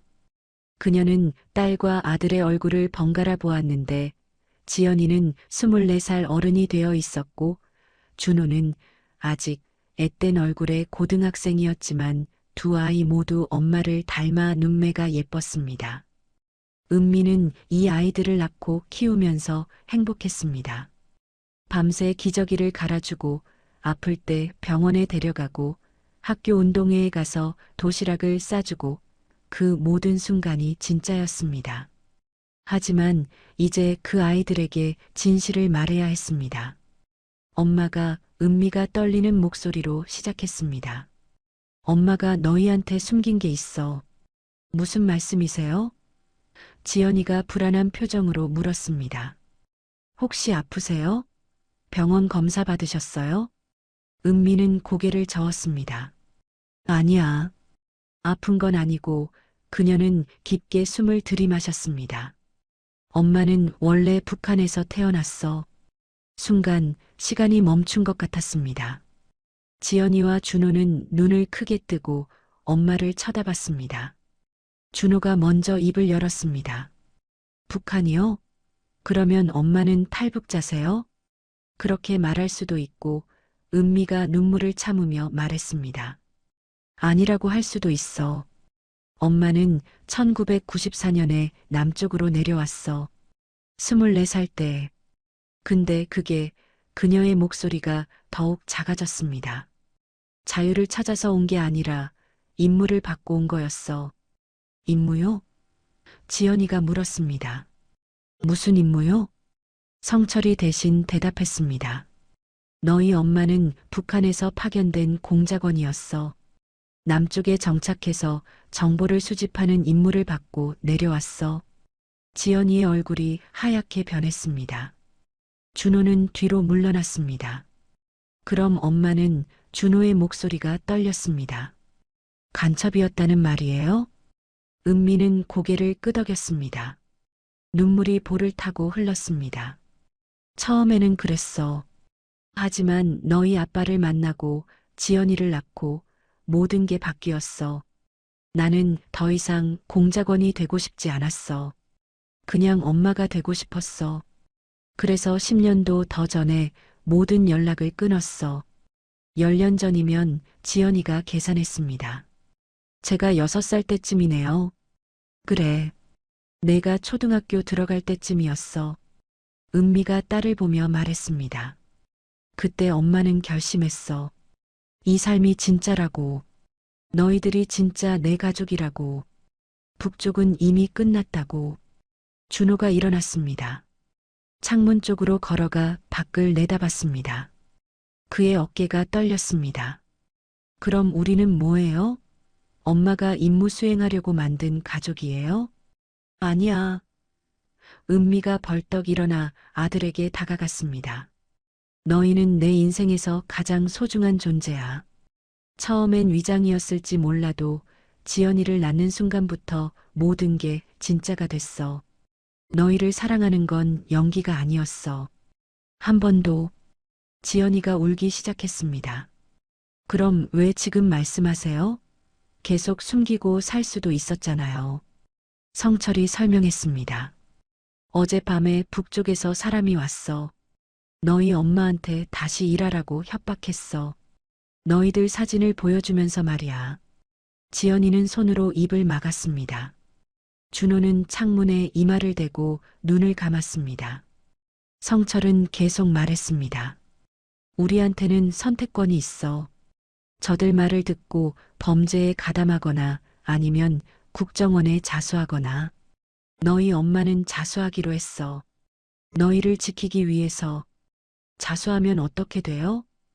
지연이가 눈물을 닦으며 물었습니다. 처벌을 받겠지. 성철이 솔직하게 대답했습니다. 감옥에 갈 수도 있어. 근데 그게 우리 가족을 지키는 길이야. 협박에 굴복하면 더 큰 범죄에 휘말리고 나중에는 너희까지 연루될 수 있어. 준호가 돌아섰습니다. 그의 눈에도 눈물이 고여 있었습니다. 엄마가 감옥에 가요? 얼마나요? 모르겠어. 은미가 대답했습니다. 몇 년이 될지, 집행유예가 될지. 근데 상관없어. 너희만 안전하면 돼. 지연이가 일어나 엄마에게 다가갔습니다. 엄마는 나쁜 사람 아니에요. 나는 알아요. 엄마가 얼마나 우릴 사랑하는지. 제가 아플 때 밤새 간호하셨잖아요. 준호가 학교에서 왕따 당할 뻔했을 때 선생님 찾아가서 해결하셨잖아요. 그게 다 진짜였잖아요. 은미는 딸을 끌어안았습니다. 미안해. 정말 미안해. 엄마가 너희한테 이런 짐을 지게 해서. 엄마 잘못 아니에요. 지연이가 엄마를 꽉 안으며 말했습니다. 엄마는 그냥 살고 싶었던 거잖아요. 자유롭게, 우리랑 함께. 준호도 다가왔습니다. 그는 한참을 망설이다가 엄마의 등을 토닥였습니다. 엄마, 저도 엄마가 나쁜 사람이라고 생각 안 해요. 엄마는 우리 엄마예요. 그게 제일 중요해요. 네 사람은 거실 한가운데서 서로를 껴안고 울었습니다. 23년 만에 터진 진실이었지만 이 눈물 속에는 사랑도 있었고 용서도 있었으며 무엇보다 가족이라는 끈이 있었습니다. 창밖의 해는 완전히 지고 있었고 거실은 어둠 속으로 잠겼지만 네 사람은 서로를 놓지 않았습니다. 한참 뒤 성철이 불을 켰습니다. 이제 가야 해. 그가 말했습니다. 민국 형이 기다리고 있어. 은미는 화장실에 가서 얼굴을 씻었습니다. 거울 속 자신의 얼굴은 퉁퇴 부어 있었고 눈은 빨갛게 충혈되어 있었습니다. 하지만 표정은 오히려 편안했습니다. 23년 동안 짊어졌던 비밀의 무게가 내려간 것 같았습니다. 그녀는 옷을 갈아입고 거실로 나왔습니다. 같이 갈게요. 지연이가 말했습니다. 안 돼. 너희는 집에 있어. 성철이 말했습니다. 아니에요. 지연이가 단호하게 말했습니다. 엄마 혼자 보내지 않을 거예요. 우리 가족이잖아요. 함께 가야죠. 준호도 고개를 끄덕였습니다. 저도 갈래요. 엄마 옆에 있고 싶어요. 성철은 아이들을 보다가 결국 고개를 끄덕였습니다. 그래. 같이 가자. 우리 가족 모두.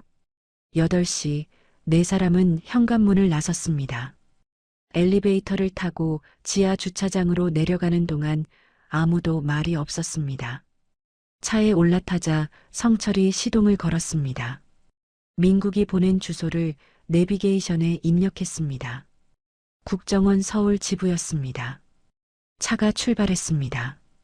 밤거리는 불빛으로 가득했고 사람들은 저녁 시간을 즐기고 있었습니다. 식당, 카페, 편의점.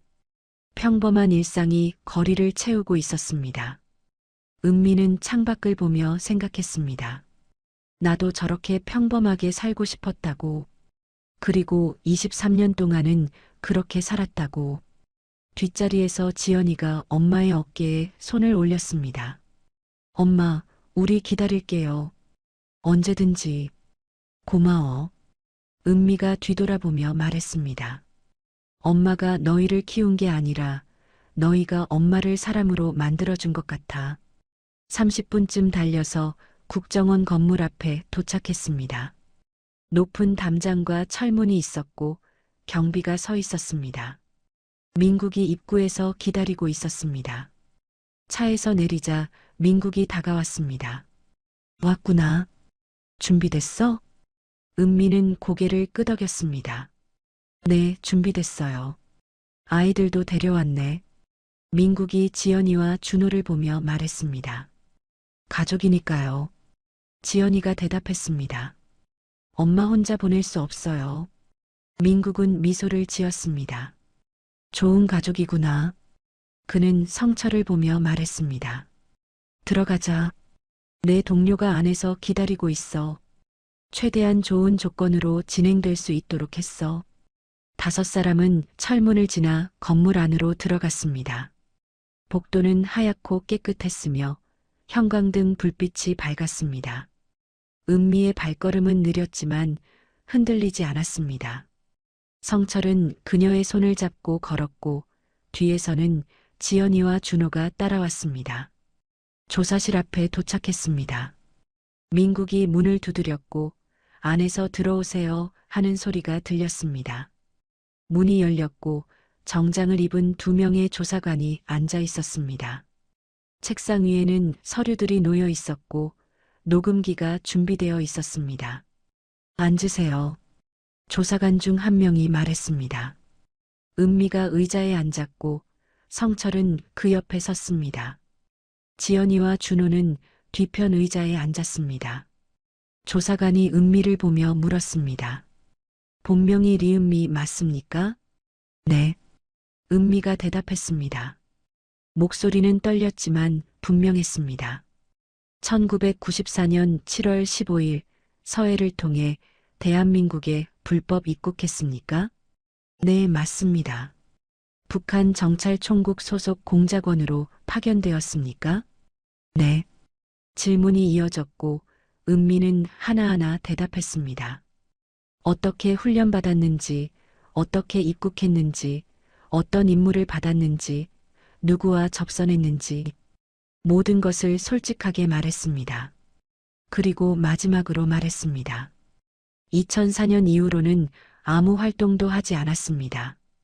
그냥 평범한 주부로 엄마로 살았습니다. 조사관이 물었습니다. 왜 자수하기로 했습니까? 은미는 뒤를 돌아봤습니다. 지연이와 준호가 앉아 있었습니다. 그리고 성철이 옆에 서 있었습니다. 그녀는 다시 조사관을 보며 대답했습니다. 제 가족을 지키기 위해서입니다. 이 사람들은 제 진짜 가족입니다. 제 인생에서 가장 소중한 사람들입니다. 그래서 더 이상 거짓말하고 싶지 않았습니다. 조사관은 고개를 끄덕이고 서류에 뭔가를 적었습니다. 그날 밤 조사는 새벽까지 이어졌습니다. 조사관들은 은미에게 수백 가지 질문을 던졌고 그녀는 기억나는 모든 것을 대답했습니다. 평양의 훈련소 이름, 담당 교관의 이름, 입국 경로, 접선 장소, 암호 체계, 보고 방식. 조사는 일주일 동안 계속되었고 한 달 뒤 기소장이 접수되었습니다. 혐의는 국가보안법 제6조 잠입탈출죄와 제5조 자진지원죄였습니다. 2달 뒤 재판이 시작되었을 때 법정 방청석에는 성철과 지연, 준호가 앉아 있었습니다. 검사는 차갑게 기소 내용을 낭독했고 변호사는 은미가 10년 이상 활동을 중단했으며 협박에도 불구하고 자수했다고 항변했습니다. 증인으로 정육점 단골 손님들과 시장 상인들이 나와 은미가 얼마나 성실한 사람이었는지 증언했습니다. 마지막 재판일 은미에게 최후 진술 기회가 주어졌습니다. 그녀는 천천히 일어나 말했습니다. 저는 평양에서 태어났습니다. 24살에 임무를 받고 남쪽으로 왔습니다. 하지만 이곳에서 제 남편을 만났고 아이들을 낳았습니다. 그리고 깨달았습니다. 진짜 삶이 무엇인지. 지난 23년간 저는 자유가 무엇인지 배웠습니다. 그래서 10년 전에 모든 연락을 끊었습니다. 저는 더 이상 공작원이 되고 싶지 않았습니다. 그냥 엄마가 되고 싶었습니다. 판사는 서류를 보다가 선고했습니다. 피고인 리은미에게 징역 5년을 선고합니다. 다만 그중 2년은 집행유예로 하고 실형 3년을 선고합니다. 방청석에서 준호가 소리내어 울었고 지연이가 동생을 안았습니다. 성철은 눈을 감았습니다. 3년. 길다면 긴 시간이었습니다. 재판이 끝나고 은미는 바로 수감되었습니다. 호송 전에 잠깐 가족들과 만날 시간이 주어졌습니다. 3년 뒤에 나와요. 우리 기다릴게요. 성철이 말했습니다. 알아. 미안해. 사랑해. 은미가 대답했습니다. 엄마, 매주 면회 갈게요. 지연이가 눈물을 흘리며 말했고 우리 편지도 많이 쓸게요. 준호가 덧붙였습니다. 그날부터 성철의 새로운 일상이 시작되었습니다. 매주 토요일 오전 그는 차를 몰고 교도소로 향했습니다. 면회실에서 유리를 사이에 두고 은미를 만났습니다. 어떻게 지내? 괜찮아. 여기 사람들이 생각보다 친절해. 지연이는 취업했어. 사회복지 쪽으로. 정말? 우리 딸 대단하네. 준호는 법대 가고 싶대. 너 같은 사람들 도와주고 싶대. 은미는 눈물을 흘렸습니다. 우리 아들 착하게 자랐네. 3년이 흘렀습니다. 2027년 봄 교도소 정문이 열렸습니다. 은미가 나왔을 때 성철과 지연과 준호가 그곳에서 기다리고 있었습니다. 그녀는 평범한 옷을 입고 있었고 머리는 어깨까지 자라 있었으며 얼굴에는 주름이 조금 더 늘었지만 미소만큼은 환했습니다. 왔구나. 은미가 말했고 당연하지. 우리 약속했잖아. 성철이 그녀를 끌어안았습니다. 지연이와 준호도 달려와 엄마를 안았고 네 사람은 봄볕 아래서 한참을 그렇게 서 있었습니다. 정육점은 이미 문을 닫았습니다. 시장 재개발로 건물이 철거되었고 성철은 작은 반찬 가게를 시작했습니다. 집 근처 골목 상가에 있는 조그만 가게였지만 은미가 김치를 담그고 성철이 밑반찬을 만들어 팔았습니다. 손님은 많지 않았지만 충분했습니다. 지연은 사회복지사가 되어 탈북민 정착을 돕는 일을 하고 있었고 준호는 법대에 입학해 인권 변호사를 꿈꾸고 있었습니다. 어느 저녁 가족 넷이 식탁에 둘러앉았습니다. 은미가 만든 김치찌개가 김을 피워 올렸고 성철이 썬 배추김치가 접시에 담겼으며 준호가 사온 떡볶이가 테이블 한가운데 놓여 있었습니다. 잘 먹겠습니다. 네 사람이 동시에 말하고 숟가락을 들었습니다. 평범한 저녁이었습니다. 아무도 과거를 이야기하지 않았고 미래를 걱정하지도 않았습니다. 그저 지금 이 순간 함께 밥을 먹는 것만으로 충분했습니다. 당신 후회해? 성철이 물었습니다. 은미는 고개를 저었습니다. 이 삶을 선택한 건 내 인생 최고의 결정이었어. 당신과 아이들, 이게 내 진짜 정체야. 성철은 그녀의 손을 잡았습니다. 그 손은 23년 전과 똑같이 따뜻했습니다. 창밖으로는 봄비가 내리기 시작했습니다. 빗소리가 창문을 두드렸고 거리의 불빛이 빗물에 반짝였습니다.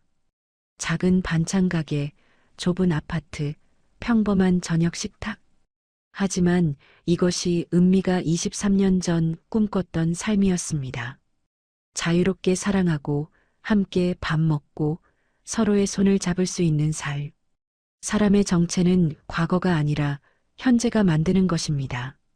그리고 가족이란 피나 출신이 아니라 서로를 지키려는 마음으로 이어지는 것입니다. 냉동고 속에서 나온 금속 상자는 이미 사라졌지만 그들에게 남은 건 상자가 아니었습니다. 함께 울고 웃었던 시간, 서로를 지키려 했던 선택, 그리고 용서와 이해였습니다. 인생은 때로 예상 못한 반전을 가져옵니다. 하지만 중요한 건 그 반전 속에서도 서로의 손을 놓지 않는 것입니다. 그게 진짜 사랑이고 진짜 가족입니다. 여러분, 오늘 이야기 어떠셨나요? 때로는 진실이 고통스럽지만 그 진실을 마주하는 용기가 우리를 자유롭게 만든다는 걸 기억해 주세요. 그리고 가족의 의미는 혈연이 아니라 사랑에 있다는 것도요. 오늘 사연이 도움이 되셨다면 구독과 좋아요 한 번씩 눌러주시면 정말 감사하겠습니다. 여러분의 응원이 더 좋은 이야기를 전하는 힘이 됩니다. 그럼 다음 사연에서 다시 만나 뵙겠습니다. 오늘도 행복한 하루 되세요.